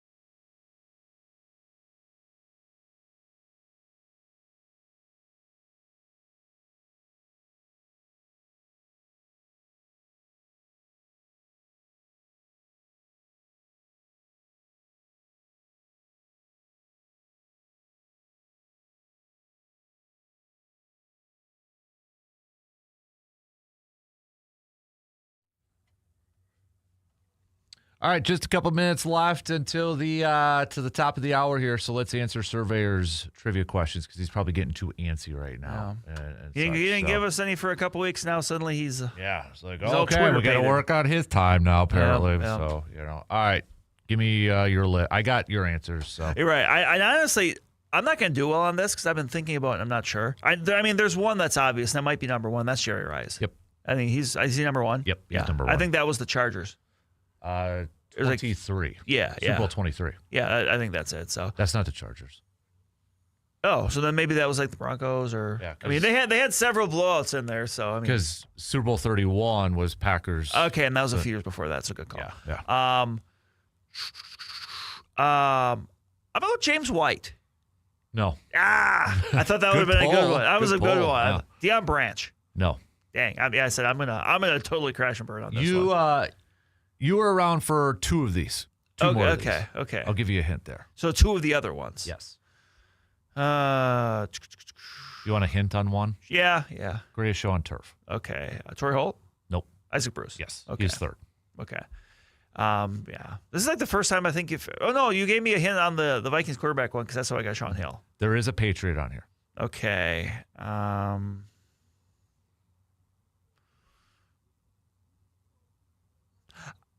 Part of me I want to do it just because I want to say his name for this. Ben Coates. No. Like I said, this one's got me really good. But going back further, is it gonna be like Bullet Bob? Nope. Hayes? Nope. Lynn Swan. Yes. Ah. Number 4. So you need number 2 and number 5. Okay, number 2. I'm gonna what's his name? Dang it! I'm trying to. You know what? Just in the interest of time, because I want you to get yours in before the 8 o'clock hour, I'll tap out there. Okay. Ricky Sanders is 2. Okay, I've never gotten there. Danny Amendola, number 5. Oh wow! Yeah. Wow! Super Bowl 51. I mean, there's other Patriots I would have said before that. So wow. Okay, I feel better because it would have taken me a long time to get those. So I got quarterbacks for passing yards. Right off the top of my head, Brady and Kurt Warner's got to be on there. And yeah, like it's got to be different ones because I would imagine those two are probably gonna have a few of them. A few of them, yeah. So I'll go Brady, Warner. I got a minute here. I'm trying to think of some of the high scoring. Right. I'll go Nick Foles because I think that was a high scoring one. It was. Between Patriots and Eagles. I don't know, but he's been there, so I'm just gonna play the odds. I'll go Montana.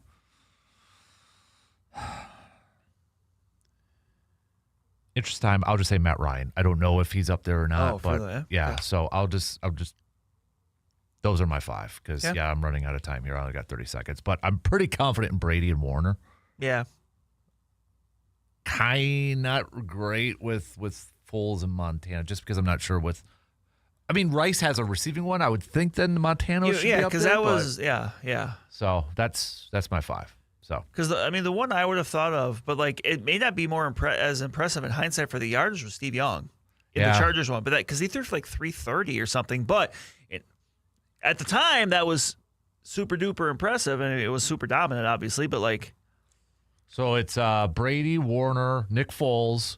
Tied for 4th is Donovan McNabb and Joe Montana, and then Doug Williams. So okay, so yeah, all right, you did pretty well. I got the Foles one at least. Yeah, that's a good. So pull. I got 4 of them. That's a good pull. Yeah.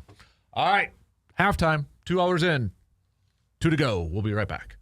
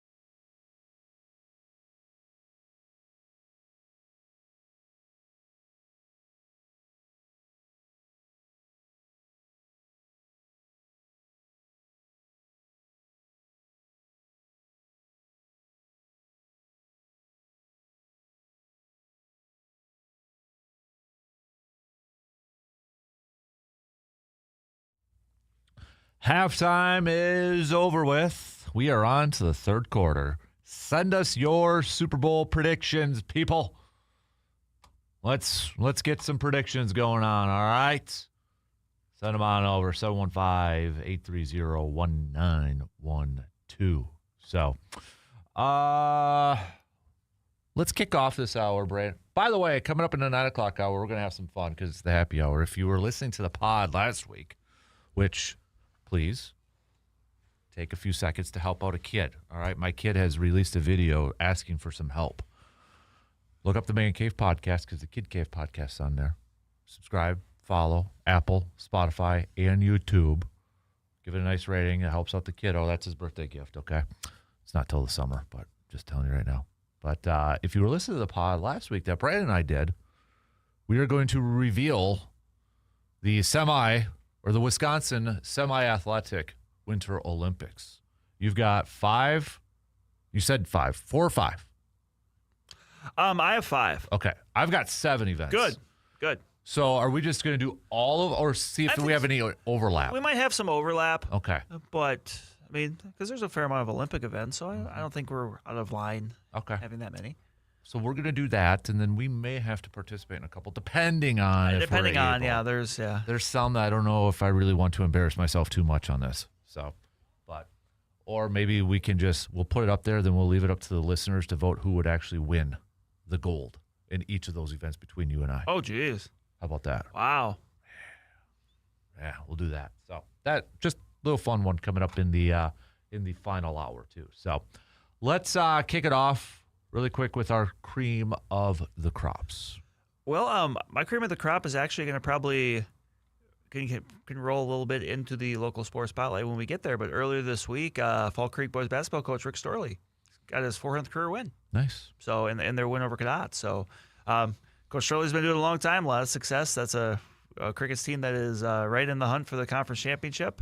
He's won many of them over the years, but yeah, I mean that's a heck of a milestone. Kind of one of the more, I would say one of the more prolific and just accomplished coaches we've got in this area, if not the state, just in general. And that's a big milestone to hit. So congratulations to Coach Storley. Yeah, that's a good one too. So I'm actually going to go with a little local too, not far from Eau Claire, because I saw this kind of make the Carol Levin story.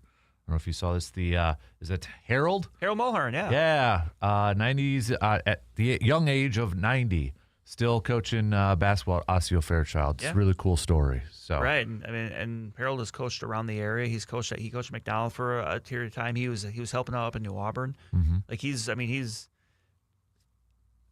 one of those people where, in order for athletics to thrive, especially high school, youth athletic, however you want to say it, like you need people like that. Mm-hmm.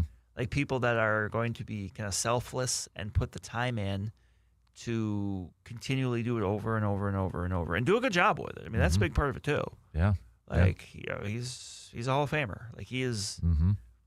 That is the type. I mean, that is the type of people we need more of. Right. Well said, man. Well said. All right. Let's transition into some local sports. There we Roundup. go. I figured it would work out. So brought to you by our good friends from Carpet City Flooring Center.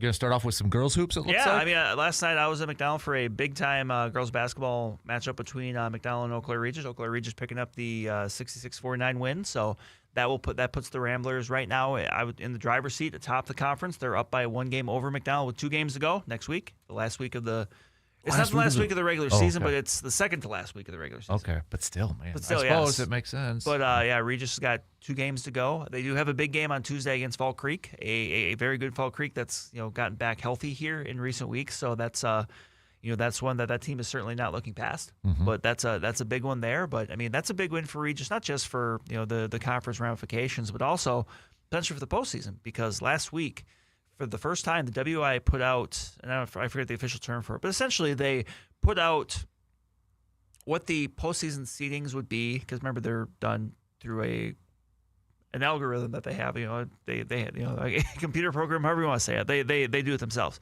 And in that seeding for Division 4, you had Needlesville as the 1 seed, you had McDonald as a 2 seed, you had Regis as a 3 seed. Even though there are people at times that have some questions about the seeding, and I'm I'll admit I'm one of them. All things being equal, you could expect that potentially this could leapfrog Regis over McDonald. McDonald won the first meeting back in December. Obviously, Regis wins this one, so they've split their regular season series. But I think it's fair to say that maybe, again, assuming that all things stay equal from here on out, that maybe this bumps Regis up to a 2 seed. It's like, well, what's that difference mean? Well, that is the difference between hosting a regional final, which would be against the other team. Your 1 and your 2 seed, because they seed outside of, I think, Division 1, where the full sectional is seeded, you seed the 2 halves of it. Mm-hmm. So the 1 half, you've got Neilsville, you've got Fall Creek, you've got McDonald, you've got Regis, you've got Cadott, you've got a lot of those teams. And once you get to the sectional semis, that's a neutral site game. But the regional final would be the last potential true home game you'd get. And so, I mean, obviously, if you're the 1 or the 2 seed, you're going to get that, unless you lose. But so, I mean, even though the road team won both of those matchups between those 2 teams, you still want that home game. Mm-hmm. So, but that was a big one there. But otherwise, the rest of the Western Clover Belt, I mean, that spot for, 3rd place is very much up for grabs. After last night where Fall Creek beat Bloomer, Elkmont picked a win over Thorpe, and Cadott defeated Stanley Boyd, where you've got a 3-way tie for 3rd with Bloomer, Elkmont, and Fall Creek. And those are 3 games back behind McDonald. So, I mean, those 3 teams are just kind of jockeying for positions 3, 4, and 5. But still, I mean, that's, going to be a spirited battle to the finish there, where those teams have all kind of beat up on each other. So, in girls basketball in the Big Rivers, there's a gigantic game tonight at Eau Claire Memorial, with Eau Claire Memorial taking on Hudson. Okay. And those are, Eau Claire Memorial right now tied for first place in the Big Rivers with Rice Lake. And Hudson's just one game back? And Hudson's 1 game back. I mean, those are the 3 teams that are kind of battling for it. And, you've still got some other matchups there, but that's a big one that looms tonight, where, I mean, obviously that just looms large with, knowing that there's going to be some of those, second time around matchups coming up here between those teams against each other. So, yeah, that's a big one there. And Rice Lake is at Chippewa Falls. So, on the boys' end of things, Big Rivers, same matchups, but, you got River Falls and Hudson, and they're tied at the top. They both got home games tonight. Eau Claire Memorial makes a trip to Hudson, and New Richmond makes a trip to River Falls. Otherwise, you got Chippewa Falls, hosting Rice Lake, and then Eau Claire North welcoming in Menominee. So, and then, we're going to have some big matchups, and I believe that starts next week. Yes, next week in the Western Clover Belt, where you've got Regis and Fall Creek, who are both currently have 1 loss. I mean, Regis has played 1 more conference game, so technically they're a half game up, but they're even in the loss column. And they actually still play twice. And I believe the first matchup might be next week for those teams, but they play twice in like a week. So, I mean, that's going to decide it right now. And with Elkmont defeating Stanley Boyd last night, that opens the, that kind of, that hurts Stanley Boyd's potential for grabbing a conference title, but also for Regis and Fall Creek. Like, that's just one more team that maybe you don't have to worry about quite as much. I mean, they would still need to maybe split those games and then lose again, which is possible, but not as likely as maybe it was a day or 2 ago. But either way, I mean, those are 2 teams. Now, we should be getting the boys' version of the kind of the initial postseason bracket offering, I believe, maybe today. We'll see. I mean, I'm still not entirely sure. That wasn't communicated super clearly, so I don't know. But I mean, I'm assuming if they did it for girls basketball, they would do it for boys basketball. So that'll be kind of interesting to see where teams stack up there as well. So, last night in boys hockey in the Big Rivers, Hudson clinched the outright conference championship with their victory over River Falls. They won 8-2. So, Hudson, your outright Big Rivers champions. Chippewa Falls defeated Eau Claire North 5-0. At Hobbs, so Chippewa Falls took both games of the regular season series there. On the girls' end of things, I mean, we're kind of getting down to it there, where I know Justice kind of talked a little bit on Monday about some of the girls' hockey going on, but St. Croix Valley is at the top spot there. They picked up the win over Eau Claire area 5-2 on Tuesday. They're first. You've got a tie between ECA and then Western Wisconsin. You got Hudson and CFM also kind of hanging out there too. So I mean, we're really getting down to the main event here. Like I said, a couple weeks for girls. We have girls basketball playoffs. Same thing with hockey. So and wrestling too. I mean, Today you've got the Cloverbelt Conference Boys Championships at Regis. Oh, jeez. Yeah, Regis Altoona is hosting it there. And then next weekend you have the boys. You have the boys. I don't know. I don't know if the official term is sectional, but I've just heard people kind of refer to it as super sectional because with the changes they made, where they're just bigger. Okay. You've got more teams there, and it's essentially you have, instead of having regionals and sectionals, which you still have for girls wrestling, you have just one day for boys. Okay. Because kind of like Justice alluded to Monday, then that next Saturday you have team sectionals, which in the past that was always done like the Tuesday after regionals. So they've kind of given that a little bit more of a kind of a brighter spotlight. But yeah, I mean, coming down to that, I know next week you've got, I think Menominee hosts the Division I for boys. I know on the girls' end of things, one of the regionals is hosted at Eau Claire North, and that's a lot of the locals. I mean, majority of all your local teams, your teams in Eau Claire, obviously, Chippewa Falls, McDonald, Bloomer Colfax, Cadott, all of those teams. So, which is interesting because there's still, there's one division in girls wrestling because, girls wrestling is growing tremendously. It's grown in the last 4 years, I believe, is the amount of participants has shot up like 5 times. Wow. So, you're getting to the point now where, you're really starting to see these weight classes get filled out, even at the regional level. Mm-hmm. And it's just really cool to see. Absolutely. But yeah, we are getting down to it. I believe tomorrow we've got the Big Rivers Conference Boys Swim Championships. I believe that's a Menominee. I think today starts out with diving. Tomorrow's the swim portion of that. So yeah, we've got so many of these sports that are right there. Gymnastics is kind of coming down to it too. So once you hit February, man, business picks up. Absolutely. Well, on the college side of things, just a couple of notes here for the Blue Golds. We got quite the hockey matchups. We got Blue Golds taking on River Falls for both on the men's and women's side. So we always know that's going to be a big time women's game between Blue Golds and UW River Falls. Men's are going to have a game tonight. Women's will be looks like tomorrow. So. And then for basketball for the Blue Golds, they're going to be taking on Stevens Point. The men's team's going to be at home tomorrow. Women's team will be on the road taking on Stevens Point. For Stouts, for UW Stouts, we've got the women's and men's team. They're going to be taking on Whitewater.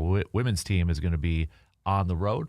Men's team will be at home. And then they've also got men's hockey taking on UW Superior at UW Superior tomorrow, too. And I know we got, for wrestling, the Don Parker invites or Don Parker Open at the Blue Golds, too. We've got, indoor track and field seasons going on. We've got tennis that's kind of going on. Softball, baseball is getting closer and closer to getting underway, too. So a lot of stuff also going on for UW Eau Claire and UW Stout. Those are your local sports roundup brought to you by Carpet City Flooring Center. Let's take a quick break. We're going to do our Pump the Brakes Full Throttle brought to you by AJM Automotive. Coming up after these quick words.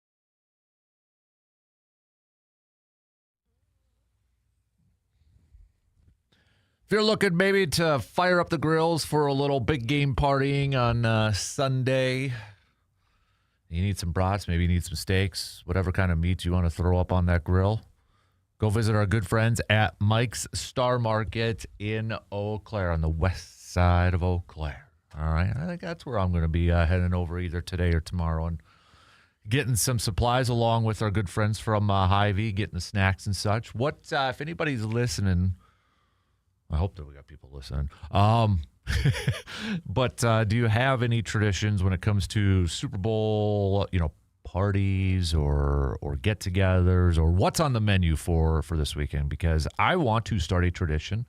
I just got to figure out what it is. It's got to be like a food tradition too. Like every Super Bowl Sunday, you make blank. Make blank. Is there anybody out there like that? You've got a March Madness one. I do. I need a Super Bowl one. I don't have one. Maybe I kind of sort of do. Maybe I got to bring it back. Back in the day, my wife would always make taco dip. Nice. Like her own taco dip. Nice. So maybe it's that. I do like a good buffalo chicken dip. Love a good buffalo chicken dip. Oh, I love a good buffalo chicken dip. That's so good. So, man, now I'm really hungry for that. So, all right.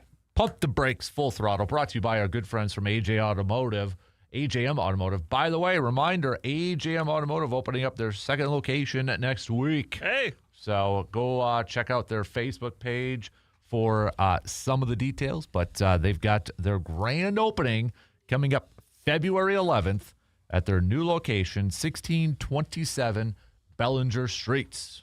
So congrats to our good friends at AJM Automotive. They also have their other location located at 1919 Brackett Avenue. All right. So both the numbers over there, again, they provide full service auto repair, towing as well. So check them out. Look them up on Facebook. And we may have some giveaways from AJM Automotive coming up next week too. Little tease there. So let's get to it. Pump the brakes. Full throttle, Brandon. I don't want to start. Pump the brakes, full throttle. With Giannis not being traded by the trade deadline, you think the Bucks will get to the postseason at the end of either like 7 through 10? They'll get a playoff spot. I'm gonna pump the brakes. I do not see that happening at this point. Okay, so they're only 2.5 back. They're only 2.5 back, and that's with a couple wins here recently. But no, I ultimately think they're on the outside looking in. I'm going to go full throttle. I think they creep in there. I know the Hornets now are holding on to that, and they're playing really well. I'm really curious now that the trade deadline's over. Do we see a more relaxed Bucks team? Like, all right, we don't know if this is going to happen. We don't know if he's going to be here. I wonder if we do see a little bit of a relax. Like, okay, let's just we got nothing to lose here now. So I'm just a skosh bitter because they waived Nigel Hayes Davis. Nigel Hayes Davis. I was excited for a minute. But then it was kind of like when Sam Decker was a Buck for like 15 minutes. Yeah. So I'm gonna go full throttle, but it's not anything above like the 9 or 10. I don't think. So, pump the brakes, full throttle. They should have traded for John Morant yesterday. Pump the brakes. I want absolutely nothing to do with John Morant right now. Full throttle. Why not? At this point, just screw it. Why not? Bring him on. Whatever. I don't care. That's how I was yesterday. I'm like, why not? Just do. They're not doing anything. I'm here for chaos. So, why not? Pump the brakes, full throttle. Let's say at the end of the season, Giannis says, hey, I'll sign an extension, but you got to keep Doc Rivers. Ooh. Pump the brakes or full throttle. You do that.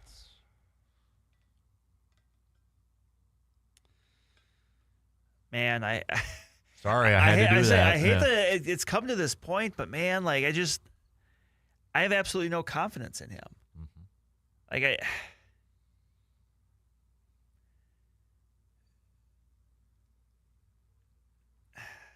I'm gonna say pump the brakes. So bye Giannis. That's it. Sucks to say that because they should be on the same level. But man, like we've got a year plus of Doc Rivers, and it's been bad. It's been really bad. It's been really bad. Like how I don't see how that's a way to win.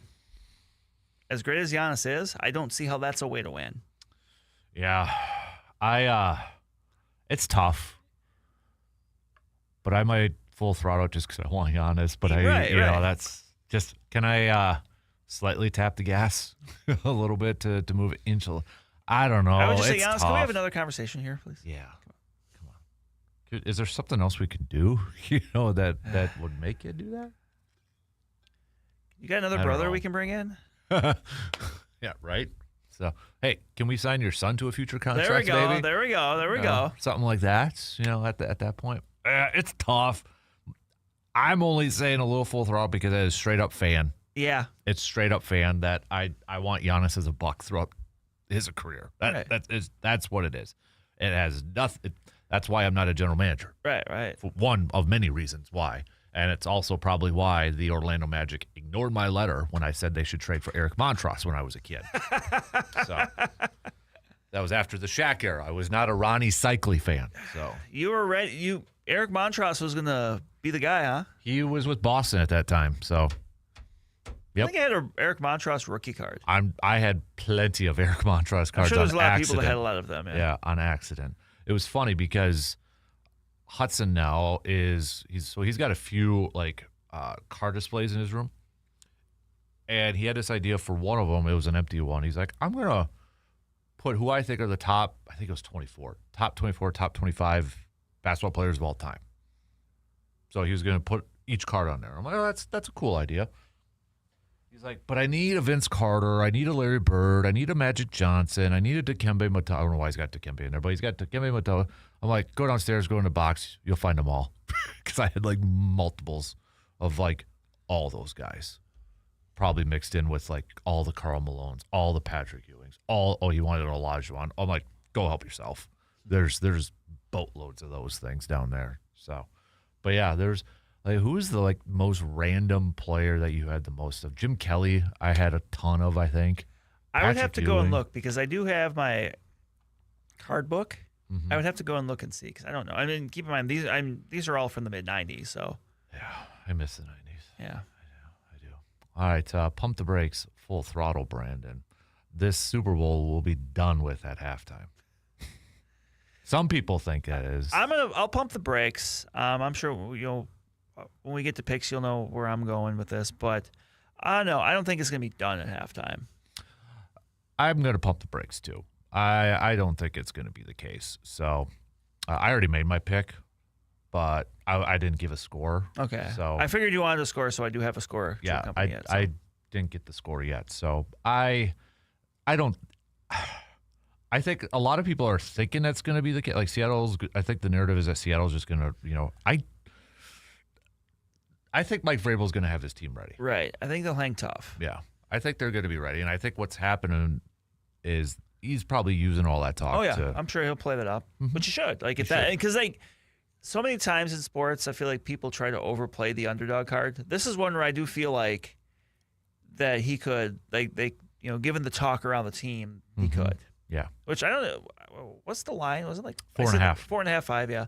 Which is funny because looking back at old Super Bowls this week, seeing some of the lines, when the Packers beat the Patriots, you know what the line was? When the Packers beat the Patriots. In 96. Was it 9? 14. Was it 14? That's what it says on Wikipedia, which is always correct. So I knew the Broncos and Packers one was double digits because that was a huge upset. Right. In Super Bowl 32. And I think I have to look and see because I think the 49ers and Chargers might have been even more. And that one worked out. I mean, that one was right. Yeah. And I think the Packers one was right on. Yeah, it was 35-21. If it was 14, it was right on. Mm-hmm. Which maybe after that they learned to start going half points. Yeah. What has been the biggest line in the latest one? What was the last double digit line? Let's look. Are you going to look it up? Yep. You have a computer, you could do that on too, I also have my phone, which is a computer. Yeah. Well, I'm just saying, make it easier on yourself if you can. Because was it Patriots and Rams?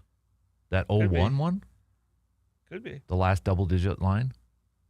I'm trying to think of some big time.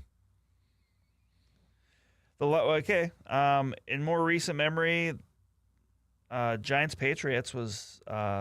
Oh, I suppose those ones. Giants. The first one was 12.5. Okay, that would have been 07. But the largest one of all time was 49ers Chargers, 18.5. Oh my God, that one did live up to it though. Yeah, That was Patriots Rams was 14. okay. All right, yeah, but yeah, that makes sense. The Giants, even the second one was only single digits. Giants Patriots. That 2000 would have been 11, 12 one. Kind of looks like it. Wow. All right. No, the 07, 08 one makes sense because I forgot about that one. Undefeated Undefeated Patriots. So, Yeah. all right. Pump the brakes, full throttle. Staying with the Super Bowl, Brandon. A quarterback is going to win the Super Bowl MVP. I mean, that's always a good bet. I'll go full throttle on that. Like, that's just always a good bet. I'm going to pump the brakes. On that one. So, When we make our picks, are we also picking MVP? prop bets. Yeah. Okay, good. Yep. Good. Prop bets. So, pump the brakes, full throttle. There's going to be at least 5 commercials you're going to laugh out loud at. Ooh. All right, let's put the line at 4.5. I'm going to go under.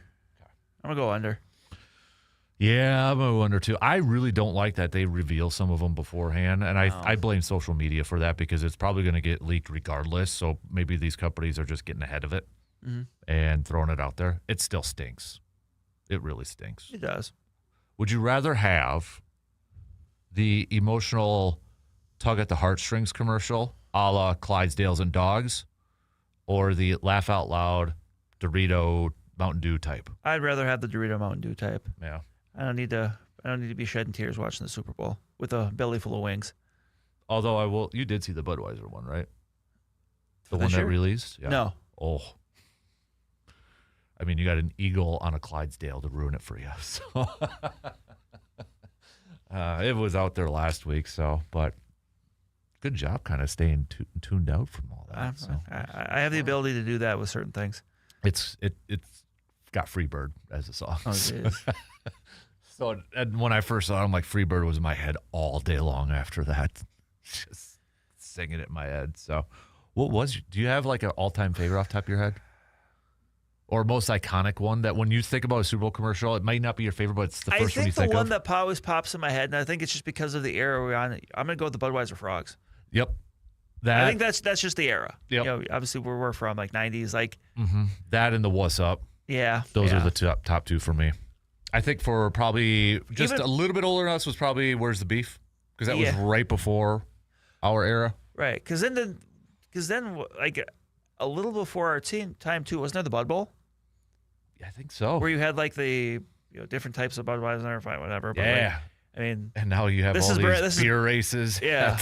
Right. At Lambeau. Talk about brand activation here. Yeah, it's the Frogs for me and the Was Up. Budweiser. I don't think it was a Super Bowl commercial, but do you remember the Bud Ice commercials with the penguin? Yeah. I love those commercials, but penguins are also my favorite animal. So, like, as a kid, I thought that was the coolest thing ever. You and Murph then are like BFFs. Oh, yeah. I didn't know that penguin was your favorite animal. Did you ever go to the Milwaukee County Zoo? Getting off on a complete tangent. Yeah. Remember those wax carvings? Yes. I had a penguin one. Did you really? I did. Did you ever make the penny? Yeah. Pay the $1 for the penny? Yeah. They still have those machines around. Yeah. Oh, yeah. But I had a lion and a penguin one. Yep. I think that they still have. I've been to the zoo in like double-digit years, but I think they drove still by have it last year. Did you? Right. All right. So Still there. nice. I do want to go back just for nostalgia feelings and such. So let's do one more before we have to take a quick break here. Pump the brakes, full throttle. I'm trying to do it without ruining some of our prop bets coming up here. Pump the brakes, full throttle. Winter Olympics are better than the Summer Olympics. I'm gonna pump the brakes. Like, I love, like, hockey for the because obviously it's something they all take great pride in, and there's some other fun stuff too. But, like, I don't know. Summer, I just feel like I get a little bit more up for. Yeah. And I'll be and look, we have local connections for both. So yeah. But I think I feel like my personal preference, I would lean a little bit more towards summer. I'm going to say this text afterwards because we got to take a quick break. What? Are you going to answer the Oh, question? summer. Sorry. Yeah, I'll admit I am not the biggest Olympic fan, but if I had to pick, it's probably I'd gravitate more towards basketball. But we've been so dominant of it. Yeah, like as it's of not late. fun. Like hockey is more competitive. Yes, I would say hockey is the most fun. I'm gonna go summer because I'm intrigued to see how this flag football thing works. Yeah. But if we don't dominate, and I say we as in the United States of America, dominate in flag football, then we're not taking it seriously because there's no reason why they should not dominate. Yeah, that's one of those, like, yeah, if you don't win and win convincingly, like, what was the point? Right. Like, Right. Yeah, I agree. I agree. All right, let's we got a few texts to get to here, but we're running a little bit behind. So, all right, that's your Pump the Brakes Full Throttle brought to you by our good friends at AJM Automotive in Eau Claire. We'll be right back in just a couple minutes.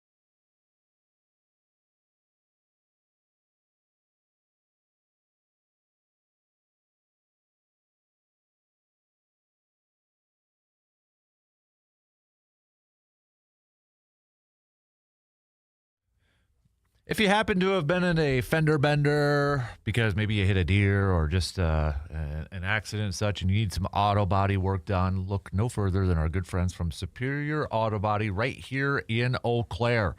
Give them a call today, 715-834-7707. They're located at 301 North Farwell Street in Eau Claire. So if you need any auto body work done on your vehicle to make it look brand new again, the good peeps at Superior Auto Body can help you out. And a big thanks again to Superior Auto Body, the presenting sponsors for Backyard Dreams. So, all right, we got a few texts. I gotta know this. Well, first of all, Surveyor says always get together with the college roommates, and we do bring your own 6-pack, and we bet with them during the game. It's kind of a fun thing. Yeah. Bets could be anything from play calls to commercials. You throw out a bet, and everyone has 10 seconds to answer if they're in or out. The only rule is if you lose all 6 before halftime, you got to do a Merlot shot. Oh, my gosh. Oh, yeah. Oh, no. I just gagged saying that. Oh. We are getting together again this year, but just quadruple the amount of people with wives and children. We also do buffalo chicken dip, ribs, chicken wings, and plenty of chips and dip. Good times, wonderful memories. And he says, Brandon. Oh, boy. Heck yes to penguins. I have a tattoo with my daughter's name in it of a penguin. What's like? Why is that a favorite animal? What's I don't the know. draw? I like penguins when I was a kid, and the reason I'm a Pittsburgh Penguins fan is because as a kid I discovered that there's a hockey team called the Penguins. I am in. Gotcha. And that it just kind of built on itself. I don't know. I just as a kid just love penguins. John, our good friend John from AGM Automotive, says there should be a rule that Brandon should not wear Vikings gear during the Pump the Brakes Full Throttle segment. Is there any way to pixelate that out? LOL. I'll turn the camera off next time. Better, I'll just break it somehow. There you go. Different John says, this is a good question. If you could attend any Super Bowl in history, which game would you attend? Ooh. Now, it's a little bit different. I could go with one of the 4 Packers. You could. You probably don't want to go to any of the I don't Vikings think so. ones. No, that probably won't work out too well. How about this? I'll do 2 picks. I do one because I'll pick one of the Packer ones, and then I'll pick a non-Packer one just to make it kind of fair. You want to think about that one for a little bit? Yeah. We'll throw it out to the rest That's of a the good teams one. out there. Because the historical one in me goes, well, the first one, because it's the first one and it has the Packers. But then it's like, but maybe the second one, because that was Lombardi's last game as a Packers head coach. But then it's like, well, Super Bowl 31, but 45 was like, I was like right out of college, a couple years out of college. And it's like, so I could make you know what? I'm going to take away any Packer one because that's too hard for me to pick which one. So I'm going to go non-Packers. Do I do Joe Namath with the guarantee?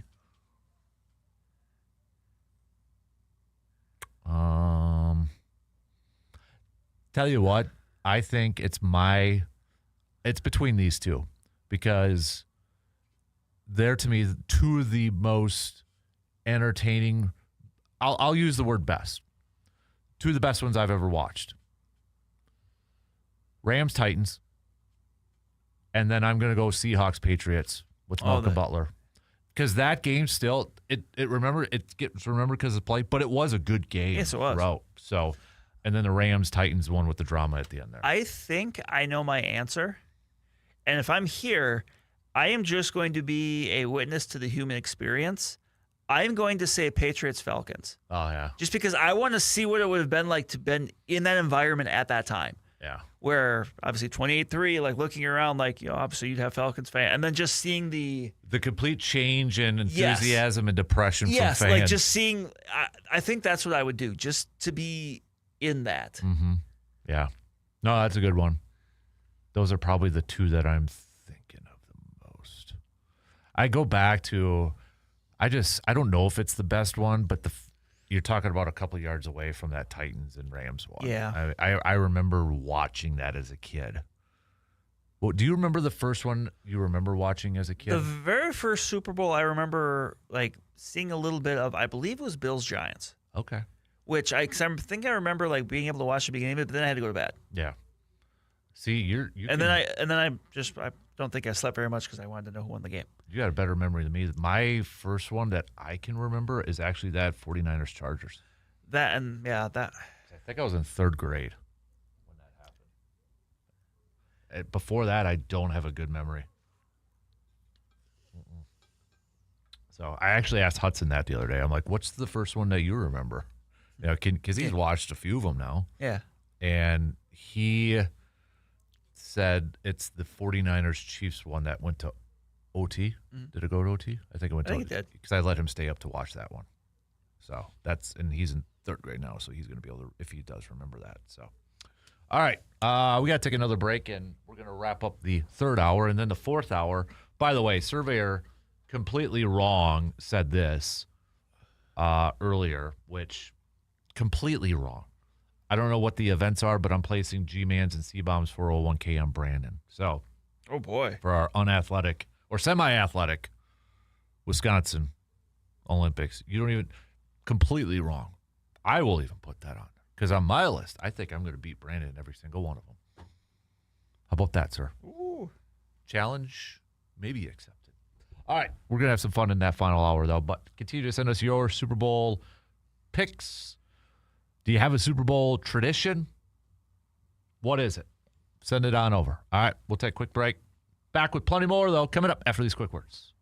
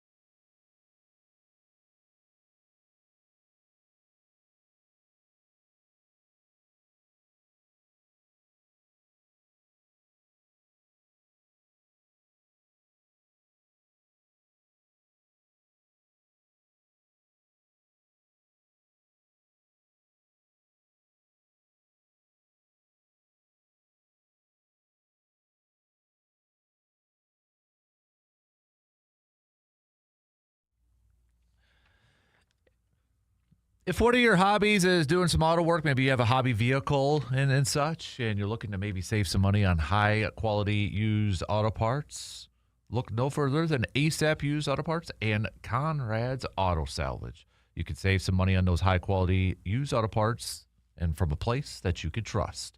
So stop by today, E9889 Albany D in Mondovi, or you can give them a call ahead too. ASAP Used Auto Parts and Conrad's Auto Salvage. From salvage to service, one name that you can trust. Got about 7 minutes to the top of the hour, so I'm excited to see what you have on your list. I'm proud of my list, by the way. Now, I don't know. I made sure nothing on my list is what they already kind of do in the Winter Olympics. So I don't think there's much crossover for mine either, which...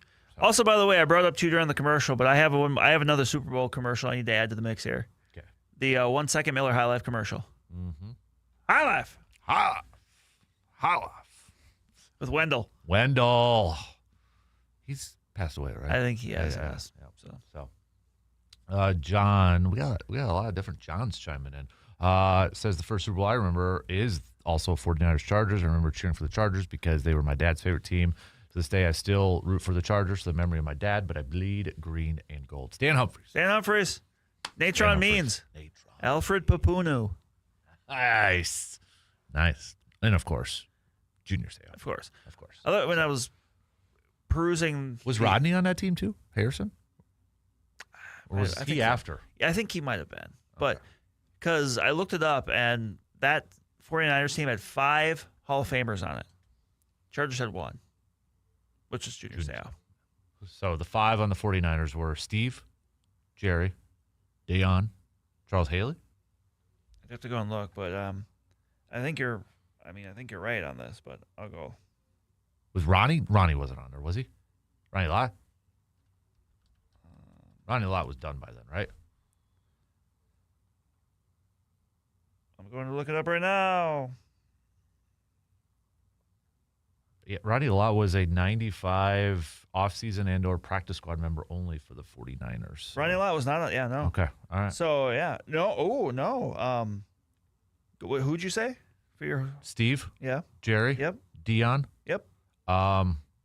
Steve, Jerry, Deion. Charles? Haley, or was he already in Dallas? He was gone by then. He was gone by then. Okay. So. Or at least he didn't start the game. Okay. So Steve. How many are there? Is there 5? 5. Is it an offensive lineman? These are both no. These are both defensive players. I wouldn't have got these. It's not Charles Haley's son? Okay. And by the way, Rodney Harrison did not start that game for the Chargers. Was he on the roster? That I don't know. Oh, so you're just looking at starters? Yeah. That's weak. Yeah. You gotta look at the full roster, man. He was he was on the Chargers in '94.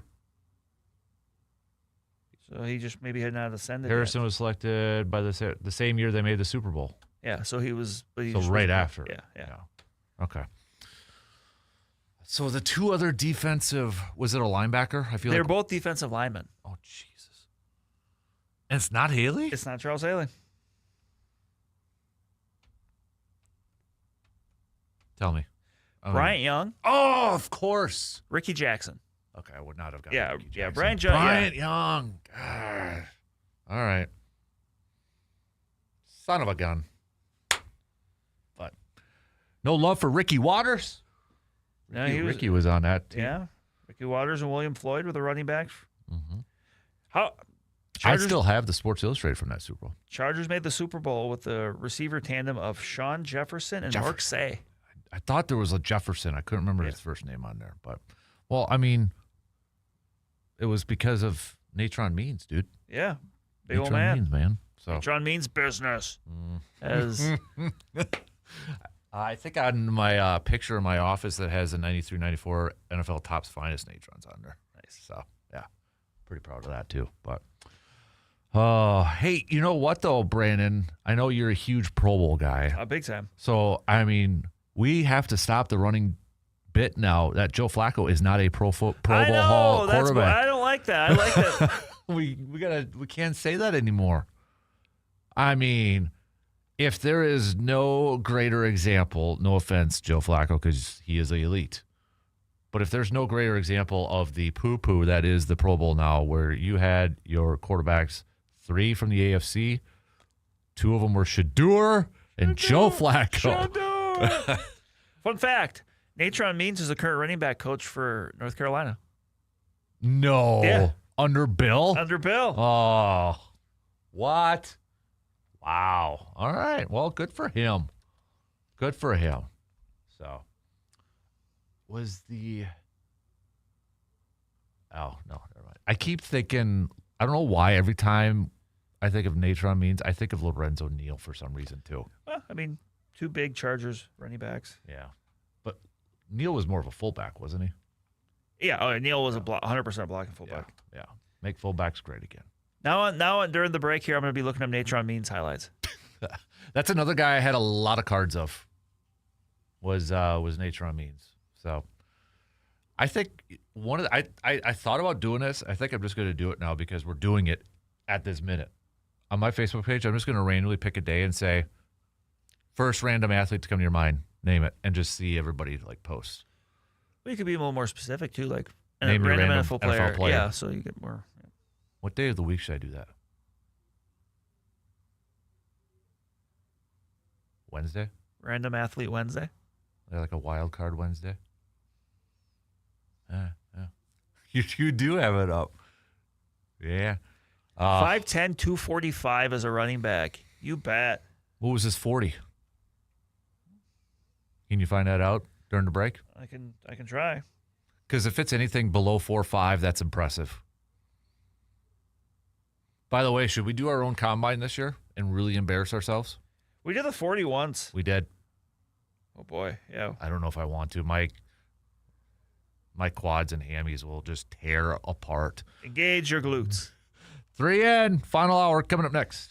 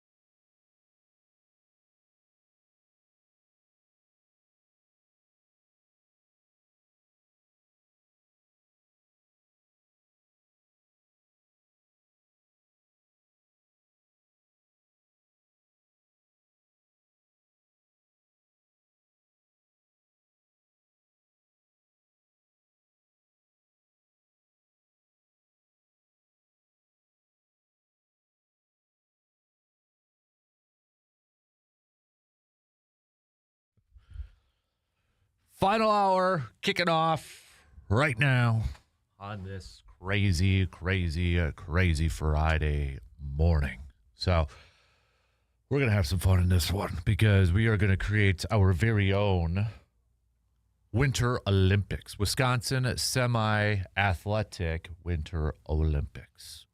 You ready for this? I think so. We're going to have some fun. We're just going to be all over the place. We would still want your Super Bowl picks, so you can send those on over. Looks like Zach is going with the Seattle Seahawks. Is Seahawks 35-28. Hawks win. As much as I don't want to pick them, they have been downright dominant. So, all right, let's. Should we do that right away? Should we just? We can jump right in. Should we just do the? Give us some time. Also, if some listeners want to kind of send theirs in too, if they got some.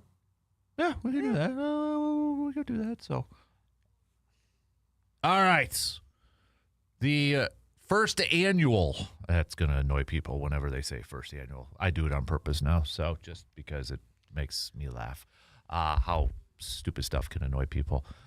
First annual Wisconsin Semi-Athletic Winter Olympics. Brandon has a few events that he has created. I have a few events that have been created as well. So we'll see if there's any overlap. Maybe we pick a couple to dabble in and to compete in, Brandon. So I tried, and I did. I came up with a list of ones that are not in the Olympics right now. I mean, we could see ski jumping obviously is a big thing in Wisconsin, right? But that's also in the Olympics. It's not on my list. This is a Wisconsin theme, and those require some big-time athletes. This is semi-athletic stuff here. So I'll let you go first. The honors to you, sir. All right. What's your list? I'm going to start with one. Honestly, this one's I'm a little biased on because this is something I feel like I'm really, really good at. And I don't know. I don't think this is necessarily something that you and I could compete against. Why? Because you're so good at it, or? Well, that too. But I just have it as the winter driving event. That's actually a good one. I didn't have that. I think we should compete at that. So if it's you'd have to this is almost like Guts, where you'd have to simulate like Nickelodeon Guts. Instead of climbing a mountain, you have to simulate snow and icy conditions, and you have to navigate an obstacle course, something like that in your car, or right. Not. No, that's actually a good one. I'm kind of jealous. I didn't think of that one. But yeah, I think I'm a really good winter driver without chains. Oh yeah. Without chains. And you're in a car. You're not a big truck where it's easy. Oh, are you saying I have the advantage because I drive a truck and you don't? Yes. All right, I like that one. That's a good one. I altered this one slightly, but I'm going to go with snowdrift hurdling. Okay. All right. Because you always talking like Clark Griswold hurtling over the snowbanks into the Christmas tree farm? Well, I didn't go snowbank because when I think of snowbank, I think of a plow created a snowbank and that's too high. Okay. Like hurdles, you see, or the drifts, you see, All right. I feel like we've all had to do that at times. Yeah. Okay. So. All right. This one would be very competitive, but this would be a good one. I've got windshield scraping. Man, that's good too. Yeah, it's kind of like the lumberjack games a little bit. A little bit, but especially I feel like especially for the front windshield. Obviously, the back windshield, if you got the defrost, usually that takes care of it. But the front one, Yep, that's a good one. I think you need both speed, but also thoroughness. And then you have to pick do you go with the long one? Do you go with the shorter one, sort of thing? The brush, you need a good brush on there too. Yep. Heck yeah, dude. Do you even just expand that to just in general, car cleaning? Good. Just to make sure. Ooh, I know. The quickest way to kick off that frozen chunk by your tire. That's a good one. I just did it the other day, and it's one of the most satisfying things ever when that thing falls off. Yep. Yes, it is. Thankfully, the last few days, that's helped kick some of them off. Yep, so exactly. I also went with sidewalk shoveling. Okay, I have one too, but I'm a little bit different, so I'm going to wait and expand upon it. And my thing is, you shovel. You need to shovel. Yeah, okay. All right. And the other one, and this one's very basic. I don't know how to. There has to be. This is a topic that you're gonna have to have judges figure skating. I just put outdoor grilling. Okay. Like winter, 'cause people, you still grill in the winter, or you've got like the smoker or something like that. Like, Yep. Okay. and you just have like 3 people and you get a 1 to 10. There was another one, and I couldn't figure out a way to incorporate into an event. But I was thinking about somehow utilizing what I would call the outdoor cooler. Essentially, like, you know what I mean? I tried to think Like of one with the let's put it this way, brewski. like if you or if you drink like hard liquor, like you just put it in the snowbank. Yeah. Because to me that's such a Wisconsin winter thing. I just didn't know how to incorporate that into an event. Yeah, I'll be honest. I tried to think of something. Yeah, similar I just couldn't to think that. of something. So if someone else has got an idea for that, have at it. But I couldn't find a way to incorporate that into something. So those are my 5. All right. So I've got. Did I say 7? I think so. 1, 2, 3, 4, 5, 6, 7. Yep, I got 7. All right. So it could be maybe related to this, but it's ice fishing. It's a Wisconsin thing. Yeah, I mean, you can just straight up ice fish. I mean, it's pretty generic right there. But if you're doing a Winter Olympics in Wisconsin, it's. I mean, come on, most lakes in this state kind of have that for them. Exactly. When they have their big event, whatever it is. So exactly. yeah. So again, they do this in the winter. Why not make an Olympic snowmobile racing? Do the X Games do snowmobile racing? Maybe, but this is the Olympics. This is the Winter Olympics, semi-winter Olympics. So I'm putting snowmobile racing in there. Maybe we throw a little four-wheeler action on there. But we're not going around on the track. We're going on the trails. The actual trails that got to be groomed and that. So snowmobile racing. I'm going to combine these two. So I have 7, so it'd be 6 because they involve the same thing. Snowshoe softball, because some people do that around here, snowshoe softball games. But I looked it up. They don't do this in the Winter Olympics, so you could just do snowshoe racing if you wanted to on there. But snowshoe softball. Maybe that's where we could say, you got to chug a beer at second base there. There you go. And try to run on some snowshoes. I've done some winter softball before. You have. I've never done pickup it. games, yeah. Actually, and it was pretty much near the end of my softball playing existence. But I broke my favorite bat. Or I cracked it. Well, you're not supposed to use those bats in winter. I know. But here's the thing. Like, it wasn't a super expensive bat. I just love the bat. I still have it, though. It's in my garage. Yeah. I can't. I don't have the heart to get rid of it. You got to put it on display then, dude. I will. All right. But yeah, I still have it. Yeah. Love that bat. This one I'm a little surprised you didn't have. Think about when we were kids. That big snow mountain, the fastest. It's a sledding race. Okay. The roll-up sleds too, man. Or you can do a saucer if you want, but just a typical Perkinstown tubing race. Extra points if you're going down the hill in the tube and you spin. Yes. You get extra points for that. Yep. You got to ask the guy to spin you. Or you get like the group of like the 5 people and you're all holding on to each other and then you spin. Yep. Got to do the tube racing. Yep. That's got to be added on there because they do have the wax on there that you can put that was always a trip every year. Go to Perkinstown. Oh, yeah. Go down the hills. Yeah, and the stickers on the jacket yes, zipper. Yes. It was like a badge of honor. Yep, I was at Perkinstown this week. Yep. Oh, the little things. You could almost like the going up the rope. Yeah.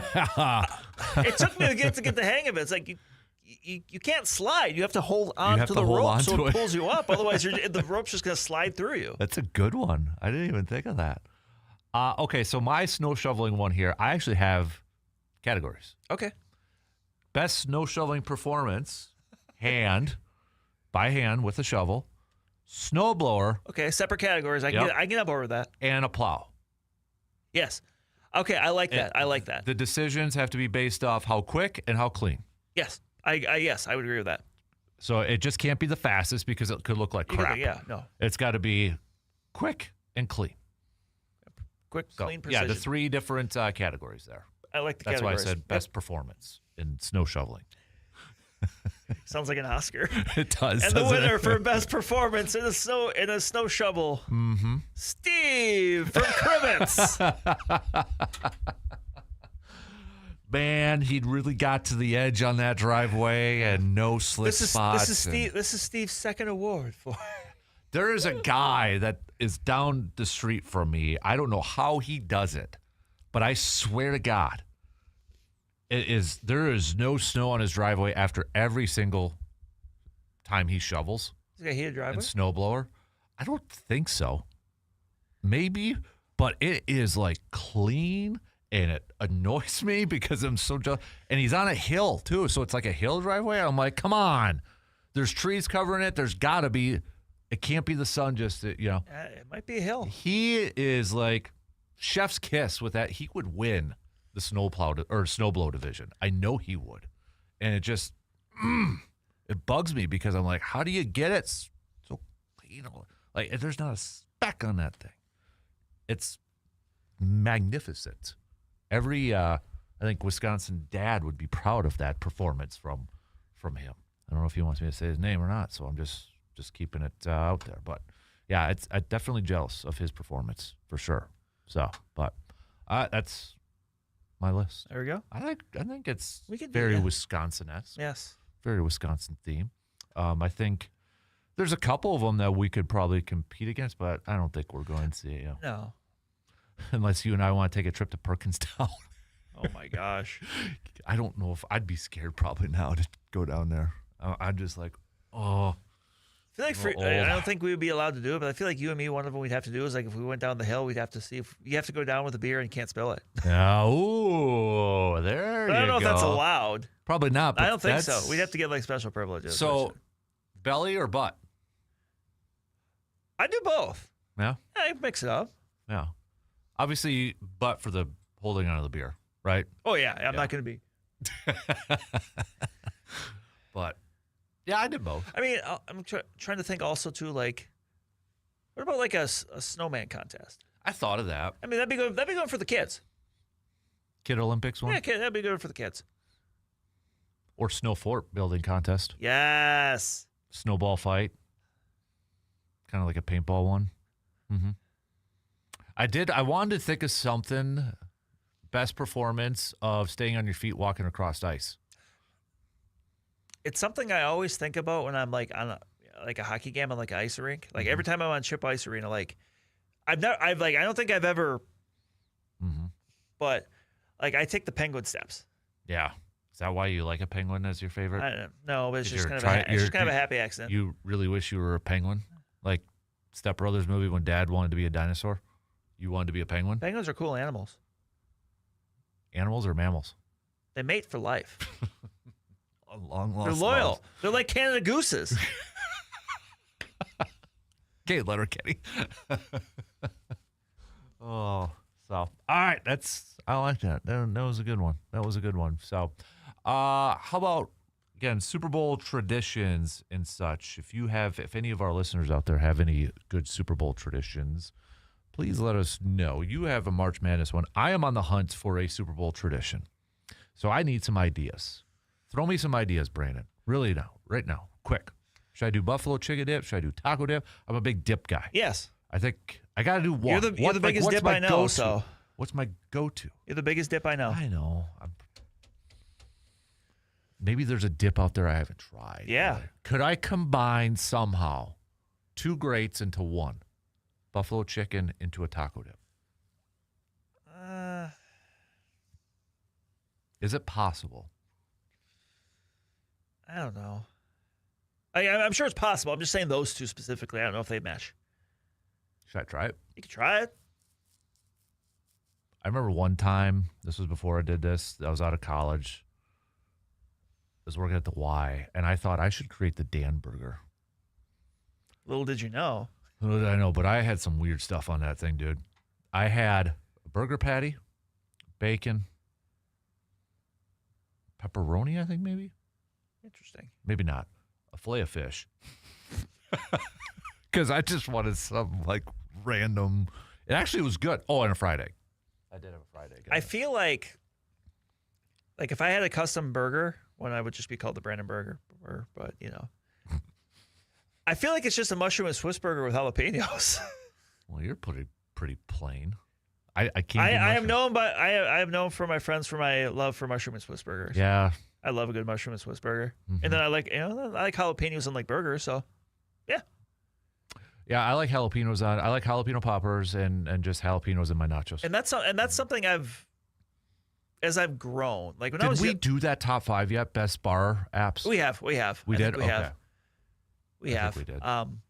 But that's something as I've gotten older, as my tastes have changed, like not just spicier food, but I'm still kind of weak with that. But like even just like Mexican food in general, like really like Mexican food. Mm-hmm. Like when I was younger, I don't know, I just didn't. I don't know, my palate's changed or what, but Okay.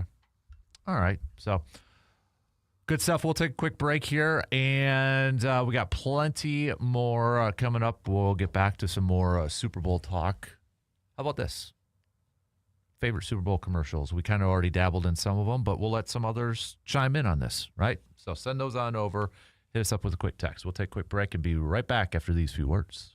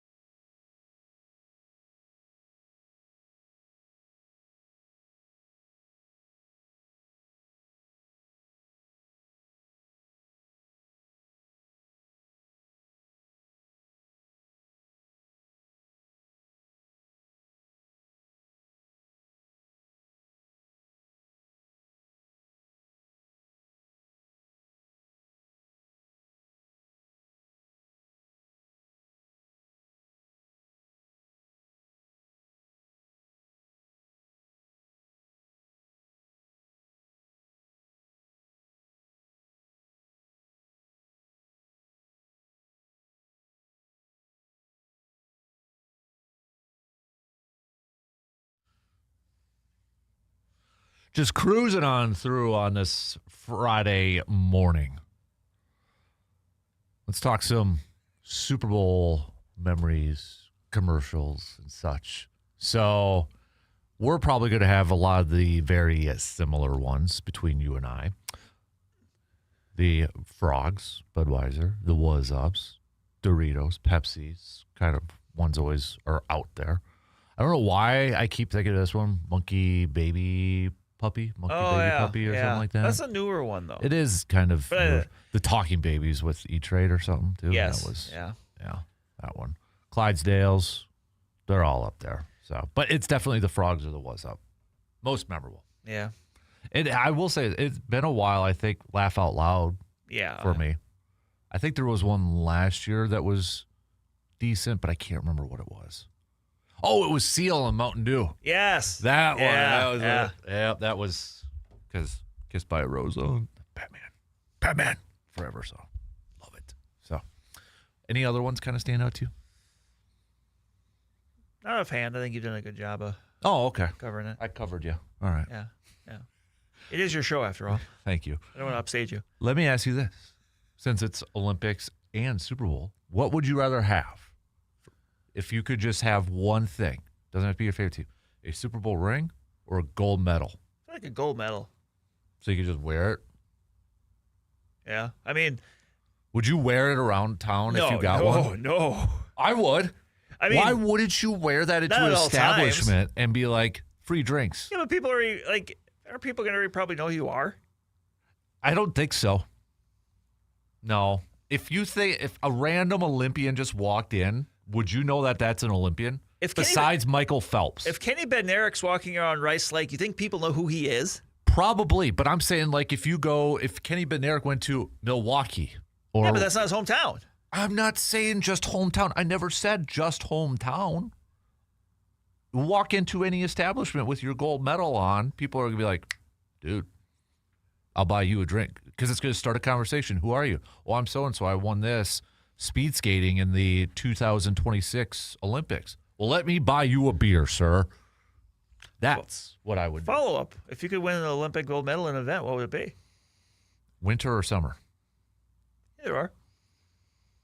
I think I want to do the summer one and like the long distance shooting. Was that the guy that in the last Summer Olympics, I forget who he was from, where he had like the glasses, like everyone was like lining up, and he was just like, yeah, and he was awesome. Yeah, like it didn't look like he was putting much effort, but that was just how he shot. Yeah, and he was awesome. Like that guy, he walks into an establishment, nobody knows who he is unless he's wearing a gold medal. That's why I'd wear that thing, and like, yeah, it's an ego thing, 100%. But I think I would want to. Is it? I forget what it's called. But is it race walking? You mean speed walking? I forget what it's called, speed walking or race walking. One of those two. Be awesome. How about Batman? Batman would be pretty good too. Yeah, it would be. I mean, I would want it the most random, obscure event. Exactly. So in a few years for the Summer Olympics, are we going to have to come up with our Wisconsin Summer Olympics? Mm-hmm. I mean, in a couple years. It's 2 years. That's what I said, a couple years. You said few. A couple. It is a couple, but you said few. A few years? It's a few years away. No. A couple is like 2 or 3. Few is 4. I'm not sure that's right. I'm sure it is.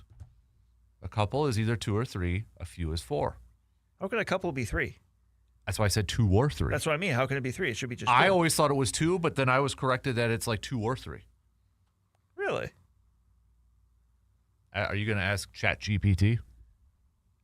No. Okay.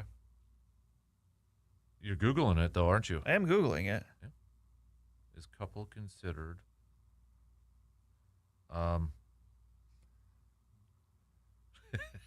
This is great. Oh yeah, this is what people tune in for, to hear us talking about the difference between a few and a couple. A couple is generally considered as 2, while it strictly means a pair. The phrase "a couple of" is sometimes used primarily to mean a small. Okay, so I always thought it was informal use. A couple can sometimes imply 2 to 3. If intending 3 or more, a few or several are often appropriate terms. So that's why I'm covering both bases, 2 or 3. All right. But I'd probably go, to answer my own question to you, I'd go Super Bowl ring. I mean, I'd be willing to bet, like, especially the gold medal would be more convenient. It would. But I feel like those, I've seen pictures of them like wearing out though. I don't know if a ring would do that. Well, I mean, the example I can think of for this is Kurt Angle. Yep. In 1996, he won the Olympic gold medal. He won the gold medal famously with a broken neck. Mm-hmm. Went on to become a pro wrestler. And he would wear his gold medal, but he said that he actually got a replica made that he would wear like when he was like At wrestling. because he don't, obviously because stuff can happen. He just didn't want to risk that. Yeah, that makes sense. But yeah, I would probably do the same thing. Right. Depending on how much I know the Super Bowl trophy replicas are a few $1,000 because you see players or coaches, if they win one, they'll have one in their man caves or offices and that. But I have a story. I know the effects of a Super Bowl ring could be. I think I told you this one. Well, there's time. an episode of King of the Hill about this too, but go ahead. Because I don't know why I thought this was a good idea. But when Green Bay won Super Bowl 45, which is 15 years ago today, by the way. Oh, wow. February 6, 2011. So one of the greatest days of my life.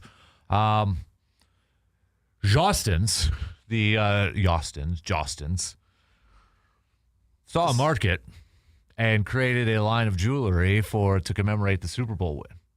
Okay? I see where you're going. You know where I'm going with this. And I'm like, oh, I got to get a ring. I got to get my own Super Bowl ring. So I did. I did.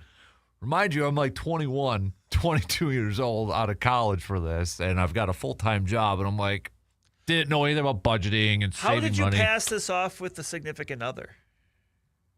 She didn't say anything. She was probably thinking, well, if you're going to get that ring, there's another ring you better have on in your future here. It's like, whatever. So I had this gaudy Super Bowl ring from Justin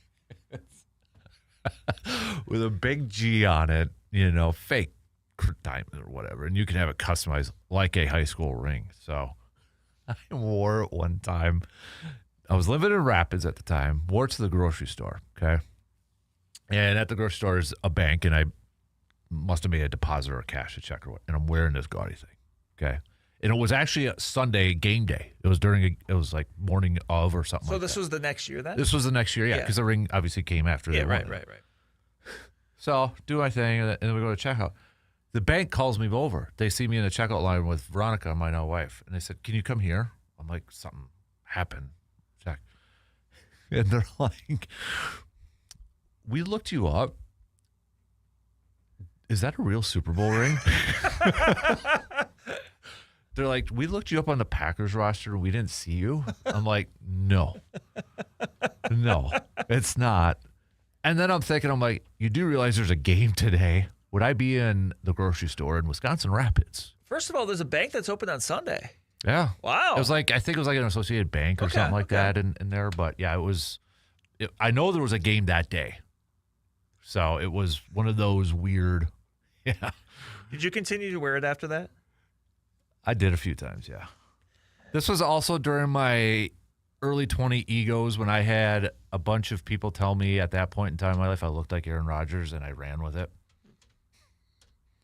Which now I'm just not proud of, probably. But you're like 5 inches shorter, though. So. No, I'm not. 5 inches shorter than Aaron Rodgers. Like 6'3", 6'4"? I am 6'3". Why are you? I'm 6'3". Really? Yes. And he's 6'2". Really? Yes. I thought he was taller. No. Because that was one of his knocks during the draft process, was like, oh, he's barely, at that height. You thought he was 5 inches taller than me? I did. Must be the cleats. Oh, man. I mean, for crying out loud, Brandon, do I got to show you my driver's license to prove what my height is to you? Right? Yeah. People would never lie on a driver's license. Boom. 6'3". Because I always thought I was 6'2", and then I had to do a health thing for life insurance, and they're like, no, you're 6'3". So I'm like, oh, okay. What? You can pretend and do the whole bouncer thing at a bar sort of thing. But, So I bring that up. A few weekends ago, I was talking with a cousin of mine, and he actually, back in the day, he's well over the age now, but he had a fake, and he still had it. What? It's fantastic. All right. Good Good Dan. stuff. Good stuff, Brandon. That's awesome. So, all right. We got to take a quick break here, so we'll do that. Plenty more not rough. What was I going to say? I don't know. Quick break. We'll be back in just a few minutes.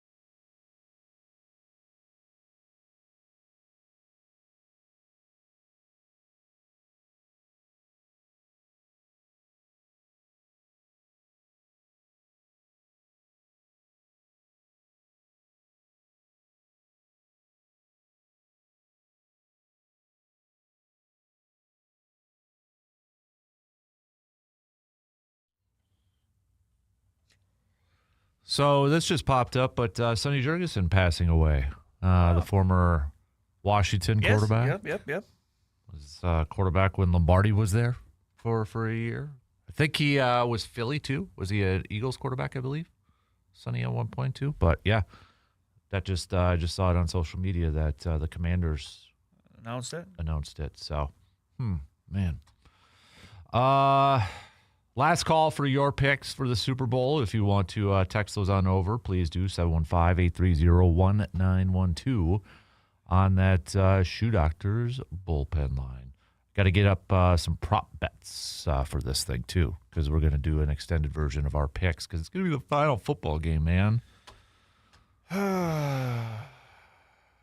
You know, I love football. I also love a little bit of a break too. So I know some people just want it nonstop, and that's what the NFL has tried to do over the years. But I'm good with a break once in a while. It's one of those it's like shoot, darn, it's over with, season's done. Got to wait till fall or the late part of summer. I'm okay with breaks. I'm okay. I need a little. Right. Let's get to baseball. Well, but even after last year for baseball, I'm like, you know what? Obviously, it was a fantastic, fun year, Brewers fan. But I'm ready for a few months, a breather. Mm-hmm. Yep. So, I don't get into the AFL, XFL, EFL, LFL, whatever it is. I can't. I need that break. So. They need to find a way to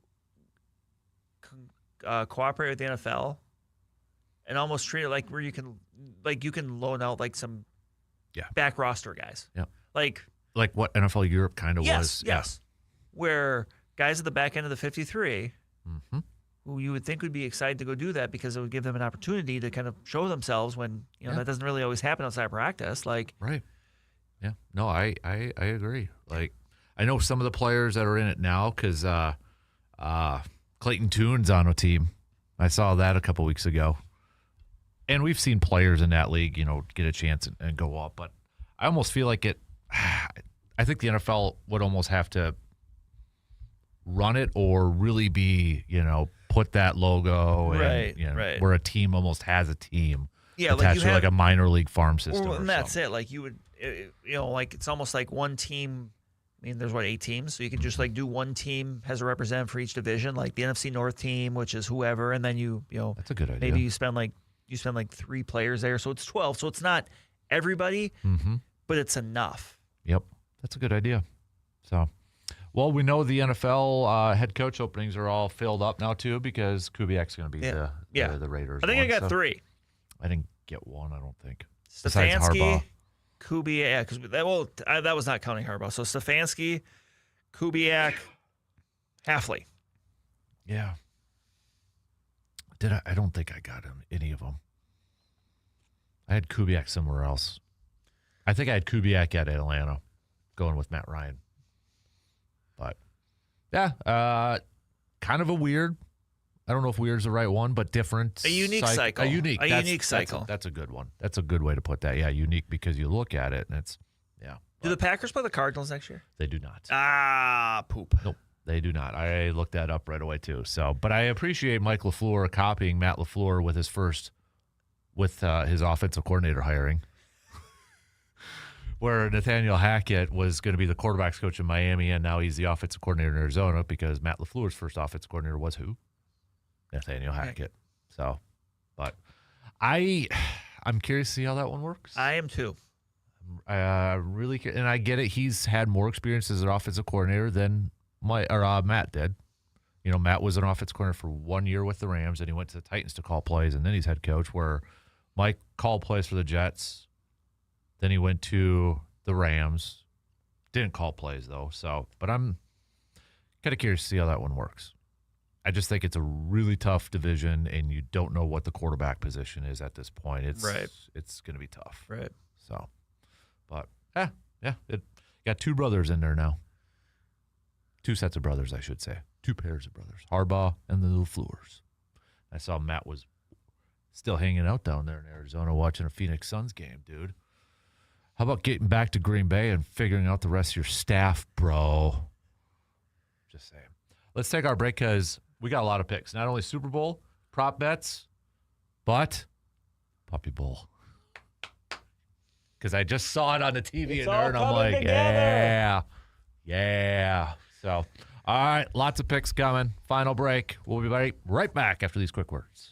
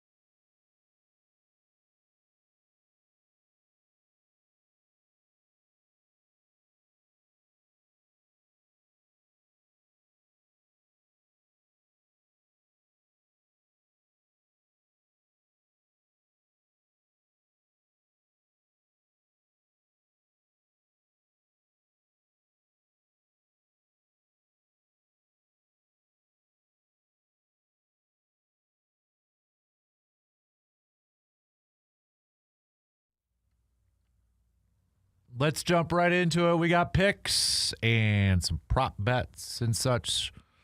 Let's start off with the Puppy Bowl. You gonna go Team Rough? Team Rough or Team Fluff? Which one are you going with? I'm going with Team Rough. I'm going Team Fluff, though. All right. All right. So I was hoping you were gonna pick Fluff. Okay. I'm going Team Fluff, man. So you just doing it because there's a lobster roll. But that's not who's your pick for MVP? Because that's we gotta do that because that's not my pick for MVP. I just love that there's a dog named Lobster Roll. Okay, so the pick for my MVP, I have it. It is when I was scrolling through here. Okay, I'm going with Winona. Okay. Winona. Okay, and tell us a little bit about Winona. Winona is a miniature American Shepherd Shih Tzu from the Kentucky Humane Society. All right. So, kind of looks like our dog. That's why I'm picking it. So. Well, I am partial to this one too. I'm going with Button. Button. Button is a Boston Terrier Beagle mix. All right. I love Beagles. Button, according to the Puppy Bowl website, she is a smart, spirited, and always ready to make a big play.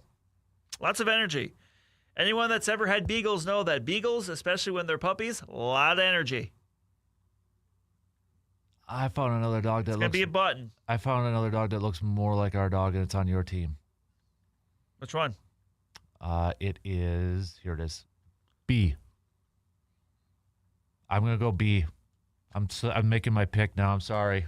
Sorry, Winona. I got to go back to Team Rough. Team Rough and B is the MVP. B. Yeah. B-E-E. Ah. You got to scroll through, though. I don't know if we're on the same website. I'm on Discovery. I think I am too. Yeah, I am too. Okay. So I got to go down further? Or? Yeah, you got to scroll through all the way. Oh, there's more of them. Yeah, Okay. there's a lot more. Okay, yeah. No, that doesn't matter. I'm still sticking with Button. Okay. Although Cookie from Team Fluff looks like a balla.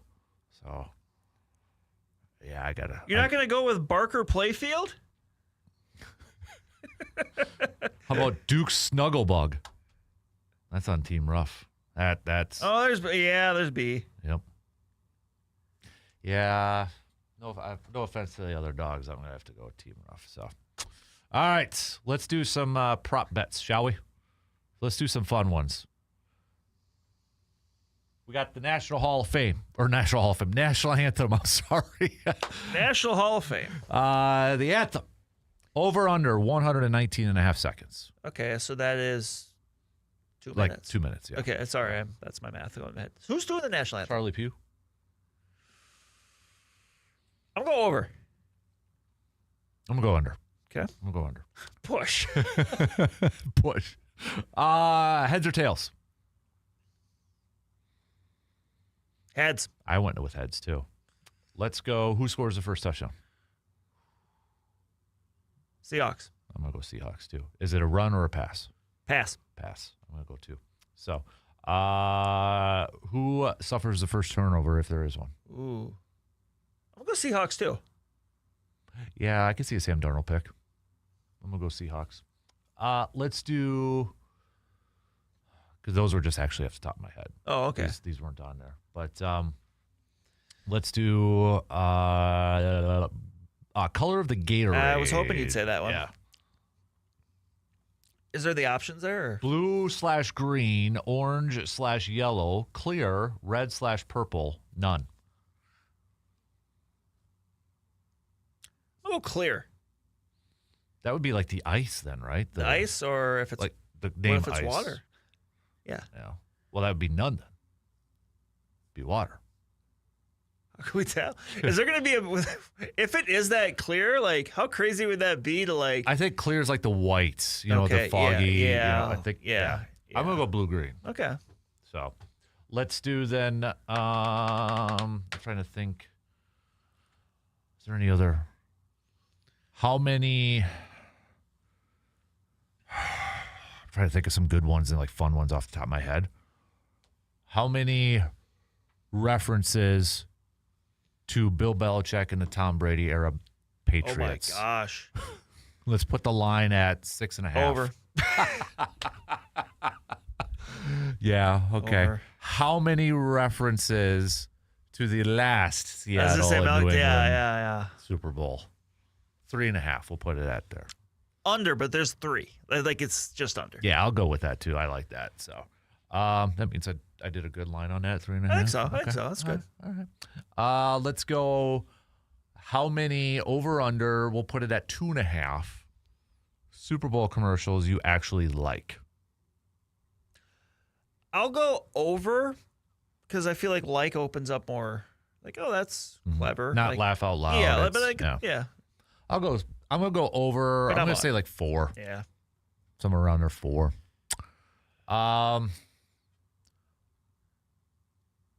This one, I was gonna say who's a celebrity that's shown more on the, but I don't know who's gonna be there. Right. So, I mean, if there's no Taylor Swift prop bets on this one, Right. thank you for that. Thank you for that. But what you got one? No, not a prop bet. No. Oh, I was like, because you got all excited. I so did. I thought I did.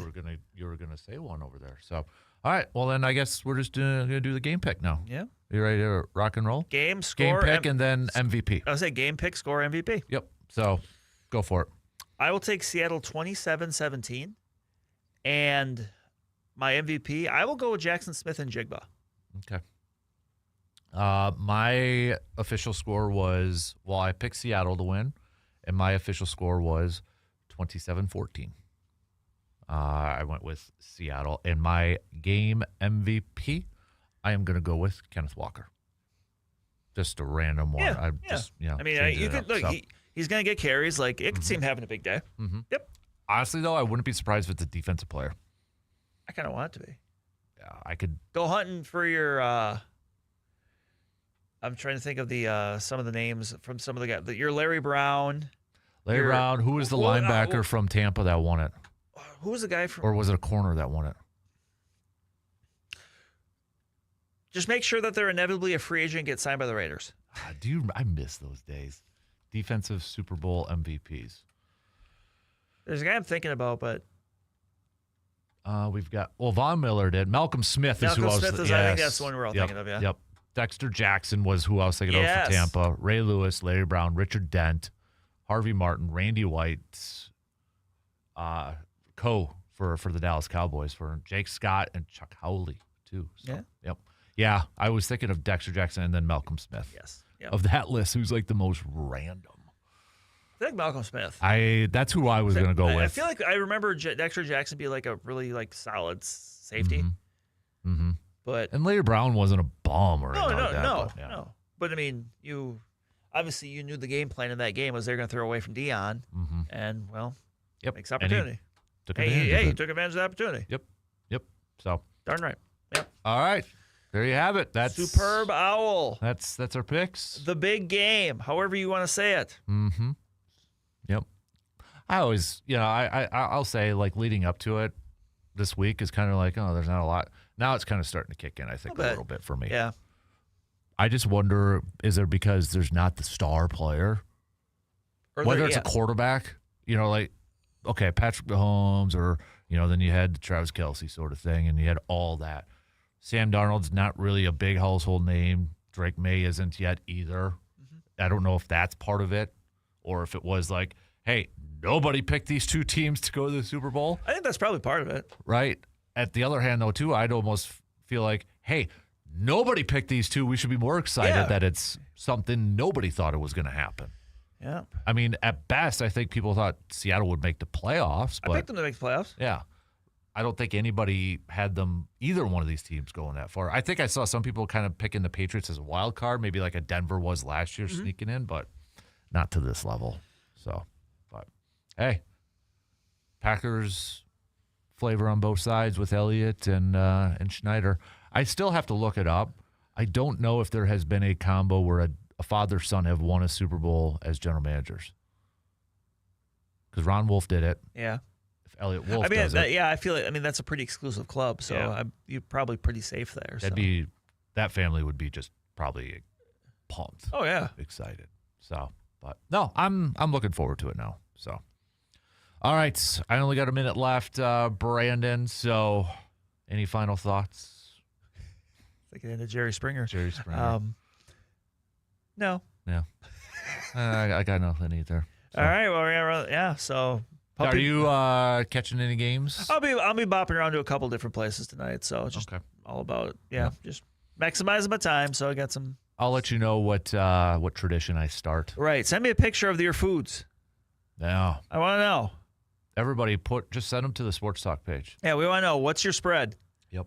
Yeah, when it's all said and done, what's your spread? Keep it to the food, maybe. I mean, you could show some beverages if you want, but yeah. Yeah, I got to figure that out. I got to start a tradition. It's got to be a tradition. I want it so like Hudson can partake, but he's so dang picky right now. So that's the hard part. So he'll have nachos. Maybe it's just nachos, or maybe it's a nacho bar. Load of nachos. Custom nacho bar. Yeah, it's a good one. Maybe that's what we do. There we go. All right. With all the fixins. Yeah. Gravy's officially aside, by the way. Are you going to have it out there for your nachos? I should. All right. Have a good weekend. Enjoy the game. We'll be back Monday to chat about it. See you then.